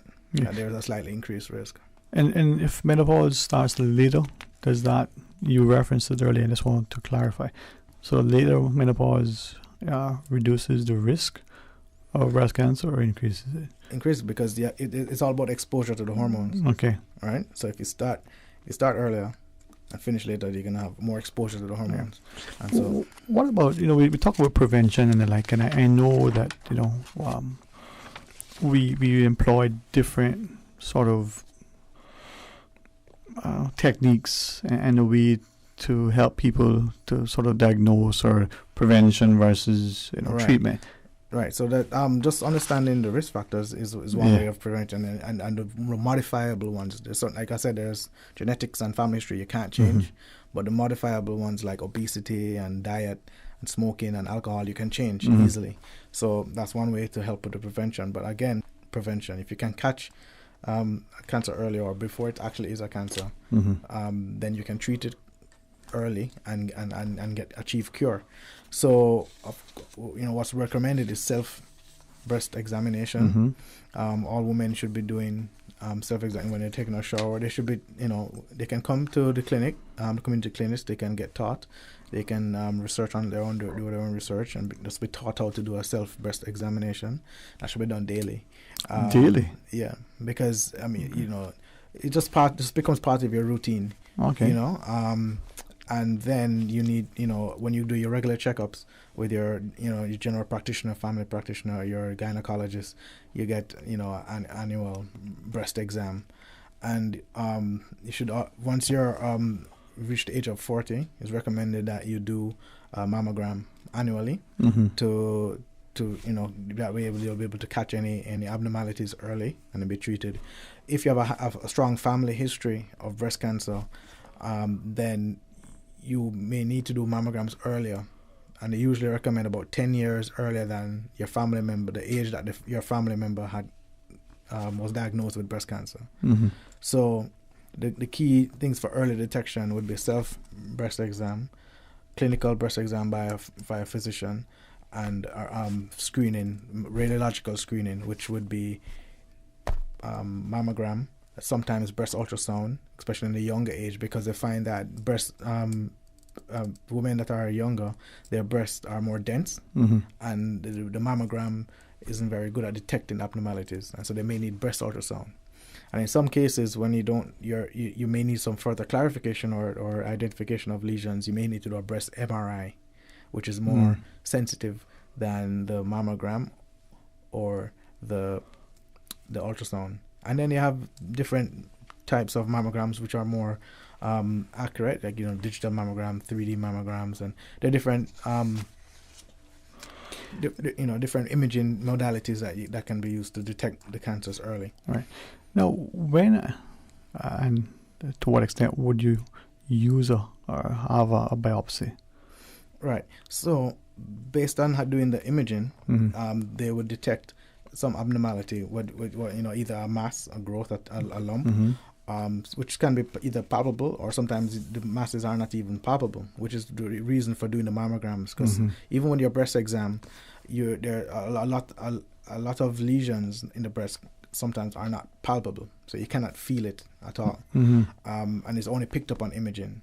So once you have a lesion or a lump that is either palpable or detected on imaging, it looks suspicious, it should be biopsied.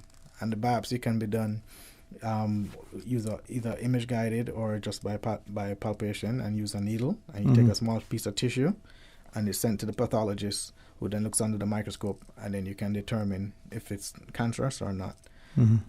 If it's a cyst that has fluid, but there's no real tissue in it, they can aspirate the fluid and send that fluid, look under the microscope, and then see if there's any malignant or cancer cells in that fluid. And then, if you have a diagnosis of cancer, then you take the next steps forward, which would be surgery, possible hormonal therapy, possible chemotherapy, and possible radiotherapy, depending on the type of cancer you have. Or a combination of them, depending on where we are. Right. And so also part of prevention would be genetic testing. Right, that's another level now. So there's so many facets to this, right? So another level now would be the genetic testing. So if you have to see a genetic counselor who should go through the different your level of risk and family history and so forth, and determine if you should do genetic testing. If you come up positive for the genes that put you at higher risk for breast cancer, there are different things that you can do to reduce your risk of getting breast cancer, which could be either hormonal treatment up front.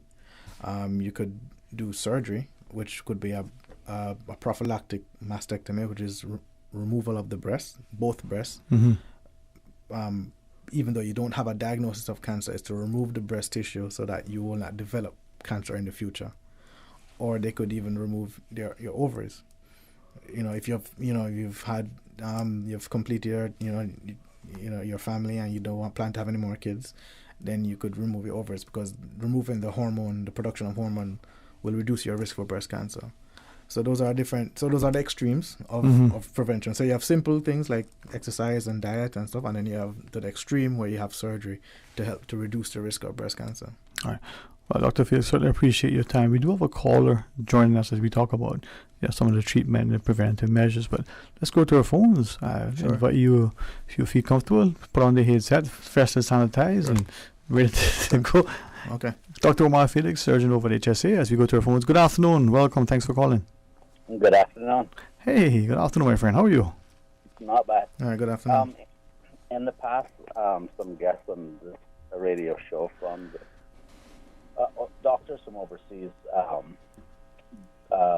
made reference to the fact that doing an mammogram, carries a bit of risk of itself causing cancer. And the difference between the technology of the MRI and the mammogram, I'm wondering why we don't advocate for MRI being the standard due to its superiority in detection and not having the risk of causing cancer in the first place. Right. Well, there's a number of things that go into that. One being the risk of cancer from the amount of radiation that you're getting from a mammogram is minimal. Yes, there might be a slight risk if you get thousands of them, but it's very, very low.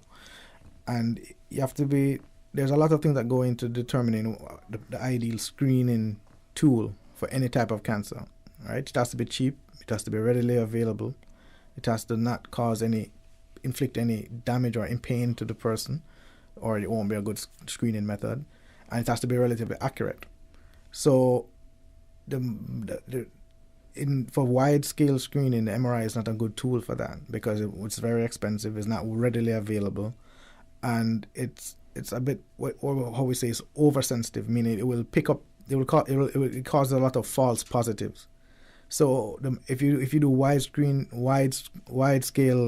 MRI screening, you will get a lot of images of things that are not cancer, but you're not sure, and so you end up doing a lot of wasteful biopsies.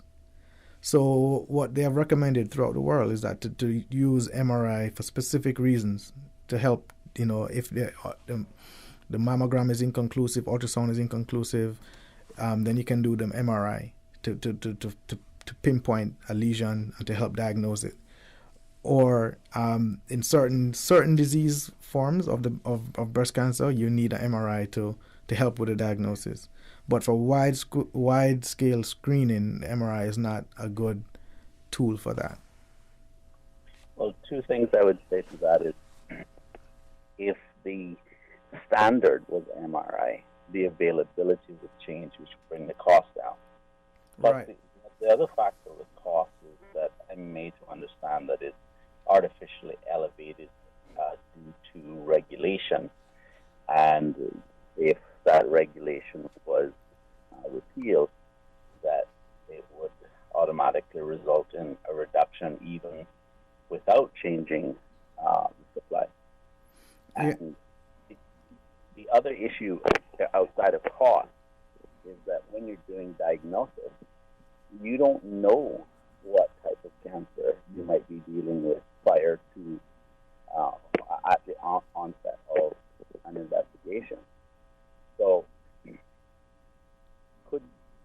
I could imagine that protocols could be developed to deal with the sensitivity issue when balancing it with the uncertainty of the types of cancers that people might have, which they wouldn't get an MRI for initially, and it might be missed and not picked up until a later stage had the MRI been used. Yeah. Initial investigation. Yeah, you raise some valid points, but I think for now, what you're saying may happen in the future, but for now, MRI is not the standard for screening. It is a diagnostic tool, augmented, it's an additional diagnostic tool, but it's not the standard for screening.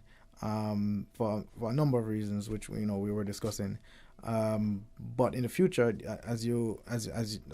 based on the points that you raised, you correctly raised, it could be, but just right now and for the near future, it Right. won't be. Yeah, but thanks for sharing that thought with us. And these are discussions that we're not only having now and great emphasis during October. But I'm glad there's a continuing effort, and as you talk, prevention. Yeah. But it takes it, to heart for many of us. Yeah, and it has been studied. I mean, there are numerous the same questions you're raising and the points you're raising are a lot of people have debated it and gone through it and studied it, and so it's going to be an ongoing discussion. All right. Well, I certainly appreciate your time this afternoon. Any closing thoughts you want to leave with us, Dr. Felix? Well, just reiterate that, early detection is key. Screening is very important. Trying to, reduce risk by changing the modifiable factors. Mm-hmm. Eating healthy, exercise, no smoking, drinking in moderation, breast exam, whether self-exam or clinical exam, and screening. Early detection, we can achieve cure and reduce the mortality from breast cancer. All right. Well, thanks very much. I'm looking forward to having your colleagues on a continued basis as we talk about health and the importance of championing it. It is our greatest investment, our true wealth. So definitely enjoy the rest of your week. Looking forward to maybe future discussions. All right. Thank you very much. Thanks for having me. It's a pleasure. All right. Going to pause and take a break. When we come back, we invite you to join us after the news. Please stay tuned for Talk Today. Today's biggest news. Radio Cayman. It's only 2 species that we have here on North Island. Your voice, your choice. It is in the best interest of the people of these islands. Local, regional, international. This is Headlines from Radio Cayman's newsroom. Today's biggest news. The Central Caribbean Marine Institute announces the recipients of the BODA Charitable Trust Scholarship for this year's Marine Ecology course. In December, select Year 6 students from Creek and Spot Bay and Sir Johnny Cumber Primary Schools will spend 3 nights and 2 days at the Little Cayman Research Center, getting first-hand experience learning what it's like to live at a working field station. Good afternoon, I'm Dion Anglin with your headlines. In news elsewhere, a U.S. federal judge has dismissed an effort by the Department of Justice to defend U.S. President Donald Trump in a case brought by a woman who accuses him of raping her. Columnist E. Jean Carroll accuses Mr. Trump of assaulting her in a Manhattan department store in the 1990s. And protests have broken out in Philadelphia after police shot and killed a 27-year-old black man they said had been armed with a knife. The shooting happened on Monday afternoon when 2 officers responded to a report of a person with a weapon. And that's a wrap of your headlines. I'm Dion Anglin. For the latest in news and information, follow Radio Cayman on social media, Facebook, Instagram, Twitter. Download the Radio Cayman app or log on to our website, radiocayman.gov.ky. Your voice, your choice, your radio. Introducing the new Digicel Prime bundles. Better than anything we've offered before. With more data than ever. More music. Your inner man. He has to be awakened, fed, exercised, strengthened, and led according to the will of God. So, have you heard the call? I'm Evangelist Brother Joseph Joey Ebanks, and I'm inviting you to worship Wednesday and Thursday nights at 7:30. We are bringing the Word of God to our communities as Jesus commanded. Faith comes by hearing, so come and hear. Bring your own chair or simply park and listen to the Word of God from your vehicle, covering the Cayman Islands with the Word of God, one community at a time. Have You Heard the Call will be in East End Little Hurley's site October 26th through October 29th, featuring Bishop Delbert Clark and Pastors George Williams and Daniel Williams. Talk today. But I do have some questions. Talk today. Cayman Islands' foremost listeners participation program. Talk today. Because there are more questions than answers. What the public is saying. Waiting to take your calls right now. Sterling Dwayne Ebanks.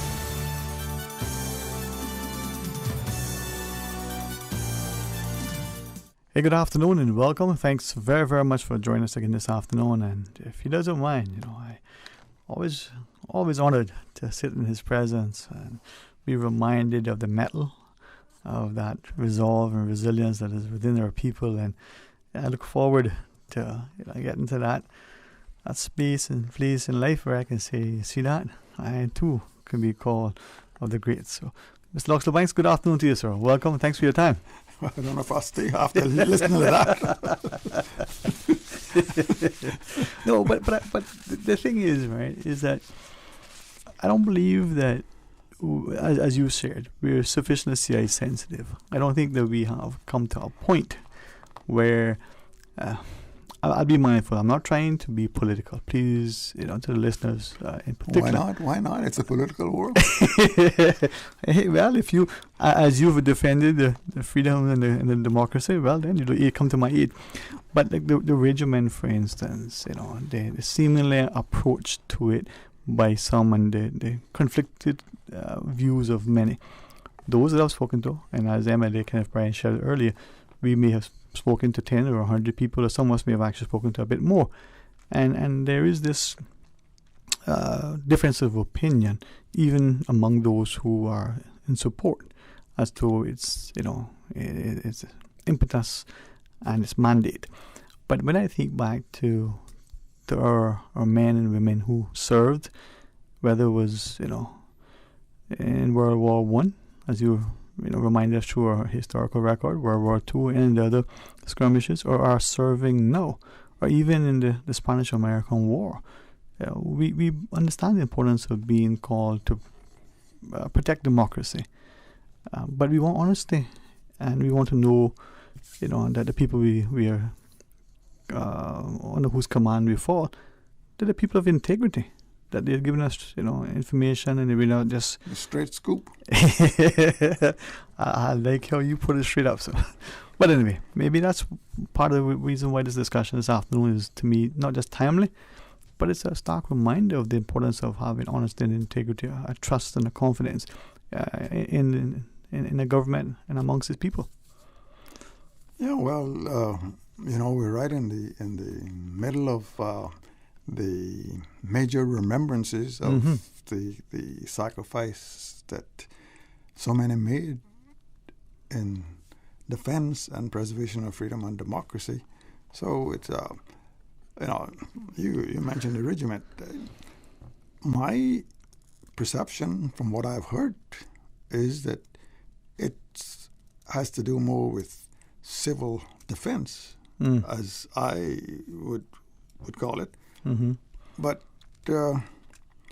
maybe the term regiment connotates too much of a military stance. Yes, sir. For it to be promoted as one of more or less civil defense community assistance in time of disaster, so forth and so on. If I could then ask of you, because maybe in looking at words and phrases and then getting into things, I don't necessarily want to engage in semantics, right? But civil defense, as opposed to an entity that assists with preparation, natural disasters, or the impact of, say, a hurricane, before, during, and after the storm. The two don't have the same level of interplay. With civil defense, that's an insurgents, an uprising against people, going to keep you in check. Not unlike what policing should. A body that is designed, equipped, trained, and resourced to say, okay, we're putting up these things to help to mitigate against flooding, or if houses and trees are toppled, or people have succumbed to some, other disaster, that we can respond in a timely way with the skill sets, the physicians out there in an emergency-like situation, as if you were coming into the ER or they're on the field. Those two things are not one and the same in my mind. One is carrying a gun in fatigues, the other is a stethoscope, a chainsaw, a hammer, a pickaxe, a shovel, even I call them a sheet, some people say a cutlass, but they're coming out with heavy equipment, they're coming out with plants and resources to make water that is safe to drink. I mean, that's just what I'm thinking, but again, I'm just a West Bayer, right? So I might know any better. Yeah, well, I think we could come right back to regiment, Mm-hmm. and I think that's where the muddle is, and Yeah, and I think what is unfortunate, though, and again, this is political, so because I feel that I wanted to be in your presence, maybe sometimes we allow a narrative to be scripted in such a way to take advantage of times such as this. We're on the heels of celebrating the remembrances of those who fought gallantly, who valiantly sacrificed and encouraged us to embrace the freedoms that they have fought for. And stand for. And stand for. And now we present something under that guise to mislead us and to maybe misinform us. But anyway, take it as you will. Well, we'll kind of transition. Yes, sir. Yes, sir. Yes, sir. That's become a kind of popular word here over the last couple of days. So we're transitioning into the discussion. Words, man. Into the remembrance phase of it, which the Poppy Appeal is on, and yes, sir. I had hoped that the Veterans Association president would be here also with us, and I believe that we're trying to get Paul on the line. I'm not sure whether we have him on the line yet. No, it don't seem so. But anyway, we're in the middle of the Poppy Appeal, and those of you who would like poppies, if you would give us a call here, and you can call my number, 916-7755, and we'll see if we can get the poppies to you, and I'll give you Paul's number in just a little bit. But 916, go ahead. You take it. 916-0701.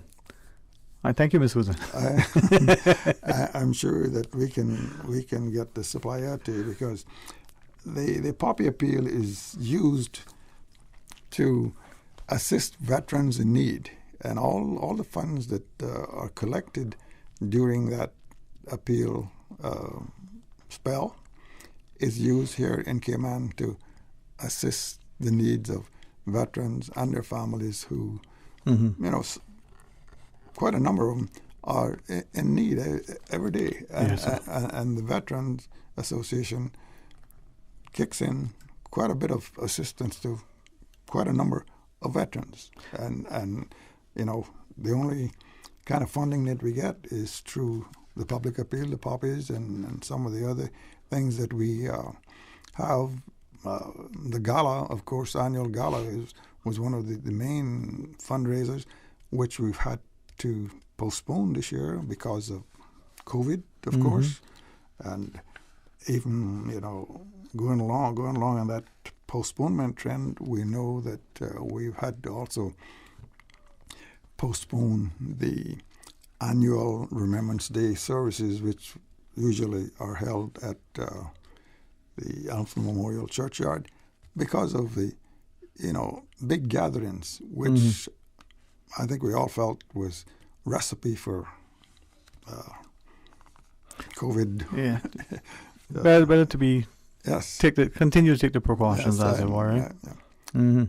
And but instead, there is being produced a video that will sort of walk through the same program highlights that would have happened if it was done live at Elmsley Churchyard, and also feature some short highlights of some of the Cayman Islands veterans who you might see on the street every other day or once a year or whoever.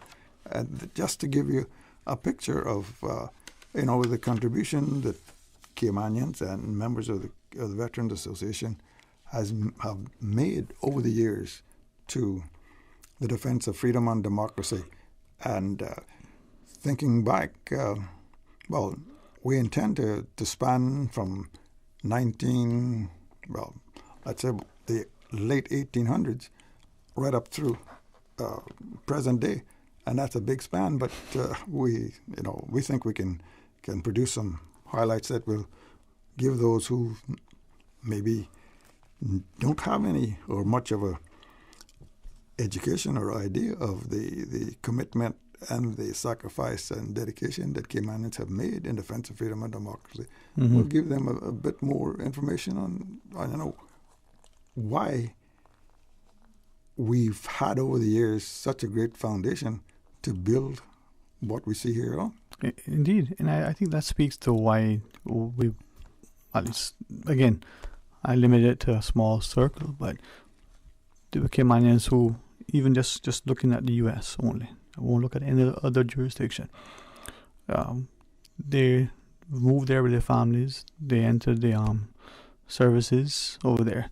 We look at, you know, even here in the context of people responding after Hurricane Ivan, for instance, those who are part of the CERT teams, those who volunteer the Red Cross, to man the shelters, you know, not just Caymanians, but the people who've come and live and work and have been here for, you know, for decades.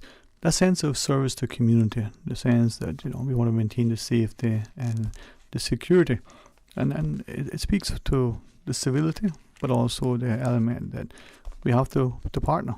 And, you know, the story, or the Caymanian story of their involvement, dedication, I would say intimate involvement in so many aspects of the defense of freedom and democracy, and on the high seas, on the battlefield, all over. Just this morning, I was talking with a captain from Cayman. I don't think he'd mind if I call his name Captain Owen. And we were just sharing some stories. And he told me a story that I was aware of, let's say, the involvees. In fact, it was a gentleman by the name of Willie Sting. And when his story began to emerge, you know, it was amazing. And I myself had never heard that aspect of his involvement. And I actually, you know, I knew the gentleman. He was an old man when I, was going up, right up there on the end of Bogasan Road. Mm-hmm. And But and these are the things that we have to make sure that we get out. In fact, I told the captain, I said, we're going in the studio here pretty soon, and we're going to let you talk. Yeah. Because he has quite a number of things. Actually, he was part of the story that he told me. He met, it was actually the Willie Sting's son met with him in Newport News, Virginia, somewhere many years ago, and he related these stories to him about his father. And at that time, the son was a naval officer, U.S. naval officer, who was charged with correctly positioning the chain of islands in the, I guess, the Eastern Pacific, more or less, leading up to Japan. Mm-hmm. Because it was, apparently they'd found out something about the chart, the charts that existed was not exactly correct. And in wartime, if you're a little bit off, you can get in a lot of trouble. That's not a pan show anymore. No. And that's part of I think where we don't appreciate, even to this day, our people continue to serve, even if they've adopted a new homeland. But the idea that is part of what I call the psyche and the call to serve our country in the interest of democracy, and not to advance, some views of a despot or the like, but to make sure that freedoms are enjoyed by, the populace. And I have utmost respect, for that. Well, and I think, I guess it's next Friday, mm-hmm. which is because the following Sunday, following Friday, which is a week from this coming Sunday, is, I think, the long weekend here, which yes, is the remembrance is being conducted. We, on our CI Retro Talk today, will present some highlights of, Caymanian involvement in the defense of freedom and democracy over the years. And there'll be, audio people speaking directly of their own involvement. Yeah, man. And I think that's where we can appreciate that these are not just great stories, as we heard, the other day, for term papers for students and talking about our history, or as I used to hear, good bedtime stories the father would narrate for us. But this is about a pride and a respect in who we are. I related this little story here. And last night I checked my email, and I see an email from my niece, who is in Singapore with her husband, who's in the diplomatic corps, U.S. diplomatic corps. And she says her son, who I guess about 16 years old now, wanted to talk with me. And, well, she went on to say, he said that somewhere along the line you said that, and that was myself now, mm-hmm. was in Operation Hardtack. And somehow that operation came up in some of his educational over there. I think they were talking, what I got from the short email was that they were probably talking about the various segments of, battle and war, and the Cold War mm-hmm. era came up. And so I guess I'll have to relate to him because he wanted it for Friday for class. You better get to work. What am I? Wow, Mr. Banks, I think you found a. Well, we'll have to put him down as AWOL. Oi. Master Sergeant? And you know what that means, Sergeant. Good afternoon, gentlemen. Good afternoon to the general public.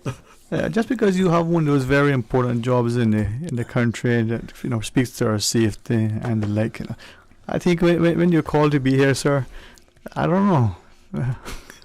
Master Sergeant, I think you're going to have to pay penance. Well, as I said, interview well. That's 20 push-ups are in order. Absent without leave.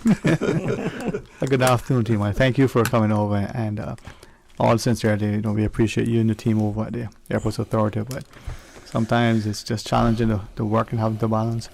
But thanks for communicating with us. We were expecting you momentarily, and I don't know. I think 30 push-ups would probably be better. So. Okay, all right. And if you can still do it. We're not going to let him off all. We can do 40. Thank you. And it's a pleasure to be here. Always a pleasure to sit with you, gentlemen. Yeah, thank you, man.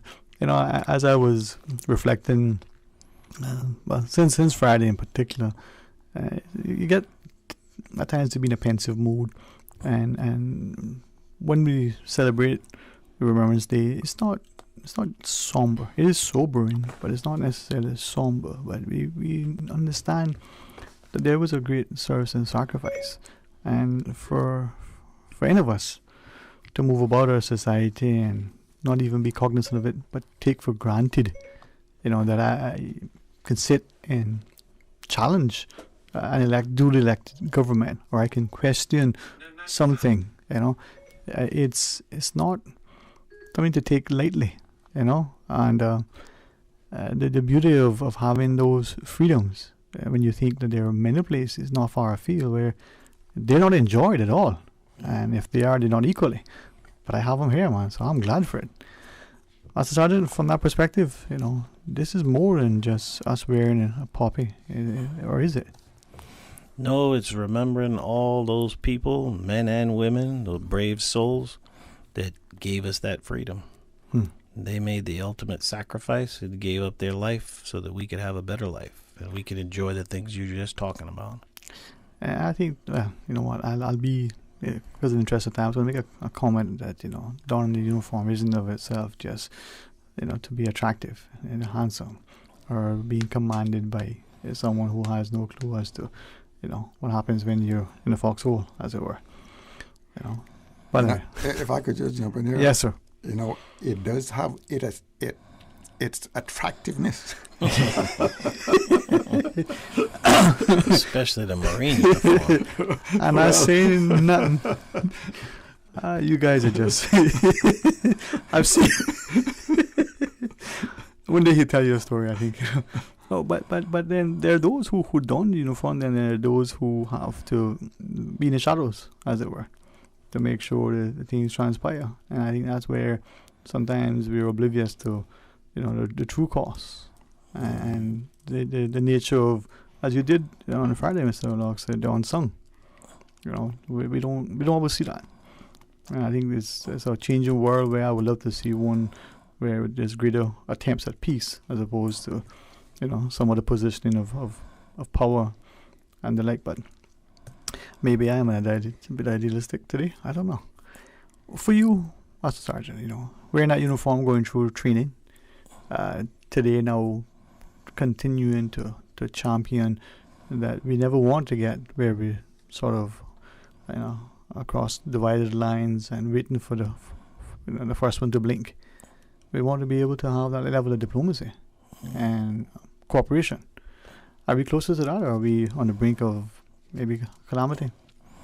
I think in recent months, I think we're closer to that. I mean, the calamity is far off. There's more peace accords. People really moving towards peace. There are those that still have that world domination in their mind and at any cost.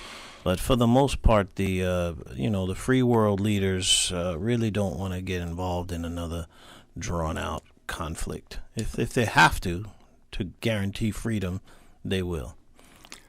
Well, my estimation, there will not be another drawn-out conflict. If there is one that demands it to be drawn out, it'll be ended pretty quick.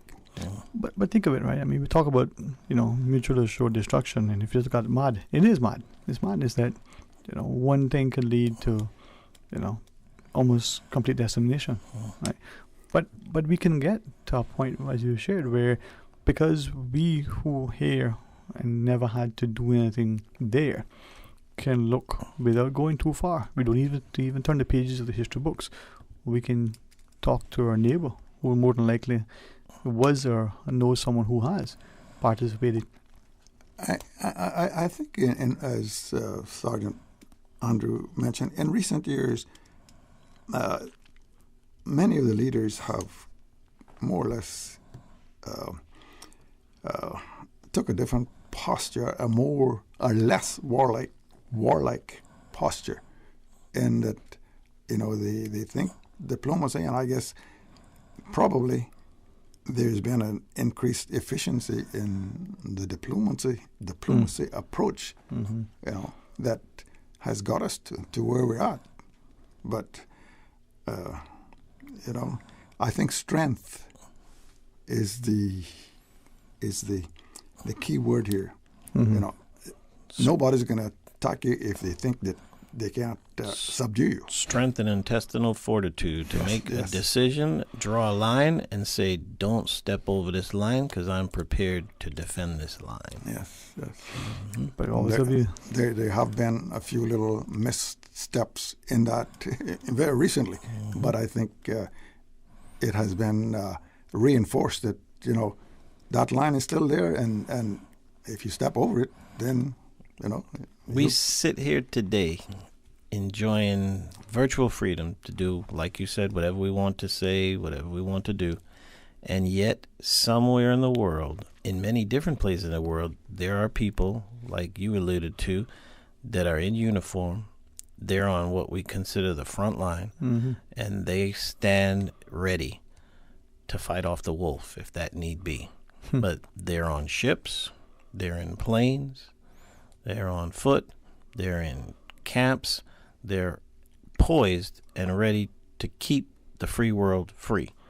They're out there ready. I think for me, and I'll be mindful, so if I say too quickly, just quickly, but I'm mindful of some that poised, their role was to sit all day, lay on all fours, peering through a scope. Do that for an extended period of time. It must have some telling effects on you. And to be in that company now, you realize that it carries its toll, long after the uniform may have been, folded. But let's not get to that point. Let's support the proper people. Let's be reminded of that sacrifice, and ever present in our minds the need for that diplomacy and that tolerance for peace and that constant, attempt to preserve it and promote it. Right, Mr. Knoxley? Well, yeah, this in this era, we have to be able to defend it, be ready to defend it, but still, we want to be major promoters of the peace effort. And those who have stood on the precipice over the years, some of them at this point needs little help, and that's what the Veterans Association is all about, the Poppy Appeal and some of the other avenues that we try to raise funds from the public to give these folks in their time of need some comfort to know that, there's help there. And we try to help, and maybe Sergeant can speak a little bit more to that. Yeah, and it is so refreshing, the support we get from the public in the Cayman Islands, from the average person. Year after year, we are able to provide support for people who did not have the luxury of a pension, maybe did not have the luxury of a great savings account, nest egg for retirement, and yet here they are in retirement. And even worse, maybe a widow who thought that someone was going to continue to provide for them like they had done so many years. And even the provider could never imagine the way the economy has spun up. So, I mean, it's much more expensive to live in the Cayman Islands than it was 20, 30 years ago when they were young and carefree. So we are such a small organization, the Veterans Association, and each year we get smaller because, unfortunately, we lose some of our members. They go on to their final post. Anchorage. Yeah. And someone's got to be there, and we're going to be there to the last call. The Veterans Association will always be there to make sure that, as Mr. Loxley said, A veteran in need has a friend indeed. And you can come to us, and we're poised and ready. And the only way we can say that is through the benevolence of the wonderful people of the Cayman Islands. You know what? You have to be big in stature, but that's not just physical presence. It's the mindset. And I commend you for constantly championing that. You know, Mr. Loxley, it's a community like ours that shows that it has that level of benevolence and charity, but it also has a strong appreciation and respect. Yeah, well, and it's always been that way from the time I can remember. I was probably 9 years old when I first got introduced to the Poppy Appeal. I ran around West Bay. Those days, you took the poppy to the resident, and they put a threepence or a sixpence or whatever you had in a little bag, and of course, it's changed quite a bit now, but it's same basic process. We need funds to help the veterans in need. All right. Well, we'll see you out there. Hopefully, we'll be able to, even in our little or a lot, give it a willing heart. Very much appreciated, sir. Any closing thoughts, Sergeant? If anybody is interested in supporting the Poppy Appeal and you want to have a poppy display in your office with a collection bin, let's not forget that poppies are always free. That should never stop you from getting a poppy. All donations are accepted, but they are not necessary. The poppy is all about remembrance.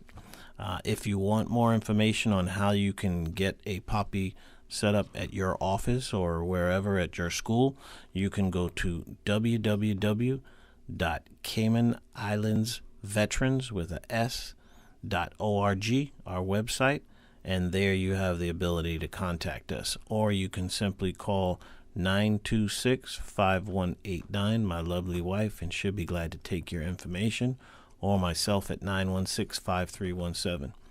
There's so many wonderful people out there, and on behalf of the veterans that have gone and the veterans that we're still helping, I just want to say a giant thank you for all the kindness that the Cayman Islands people have shown to their veteran heroes over the years and continuing to this day.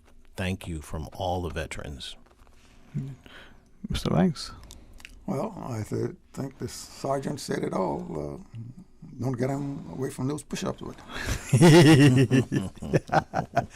right, well, gentlemen, thank you very much. And I say, yes, I'll stand by it. I'm honored to be able to sit there in your presence and to be reminded of the freedoms I enjoy, whether to champion or to critique, whether to remain quiet or whether to sing the loudest.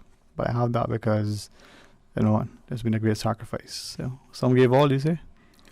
All gave some gave all. Some gave all. And there were quite a number of Caymanians who gave it all, laid it all on the line for that freedom and democracy which we enjoy. Yes, sir.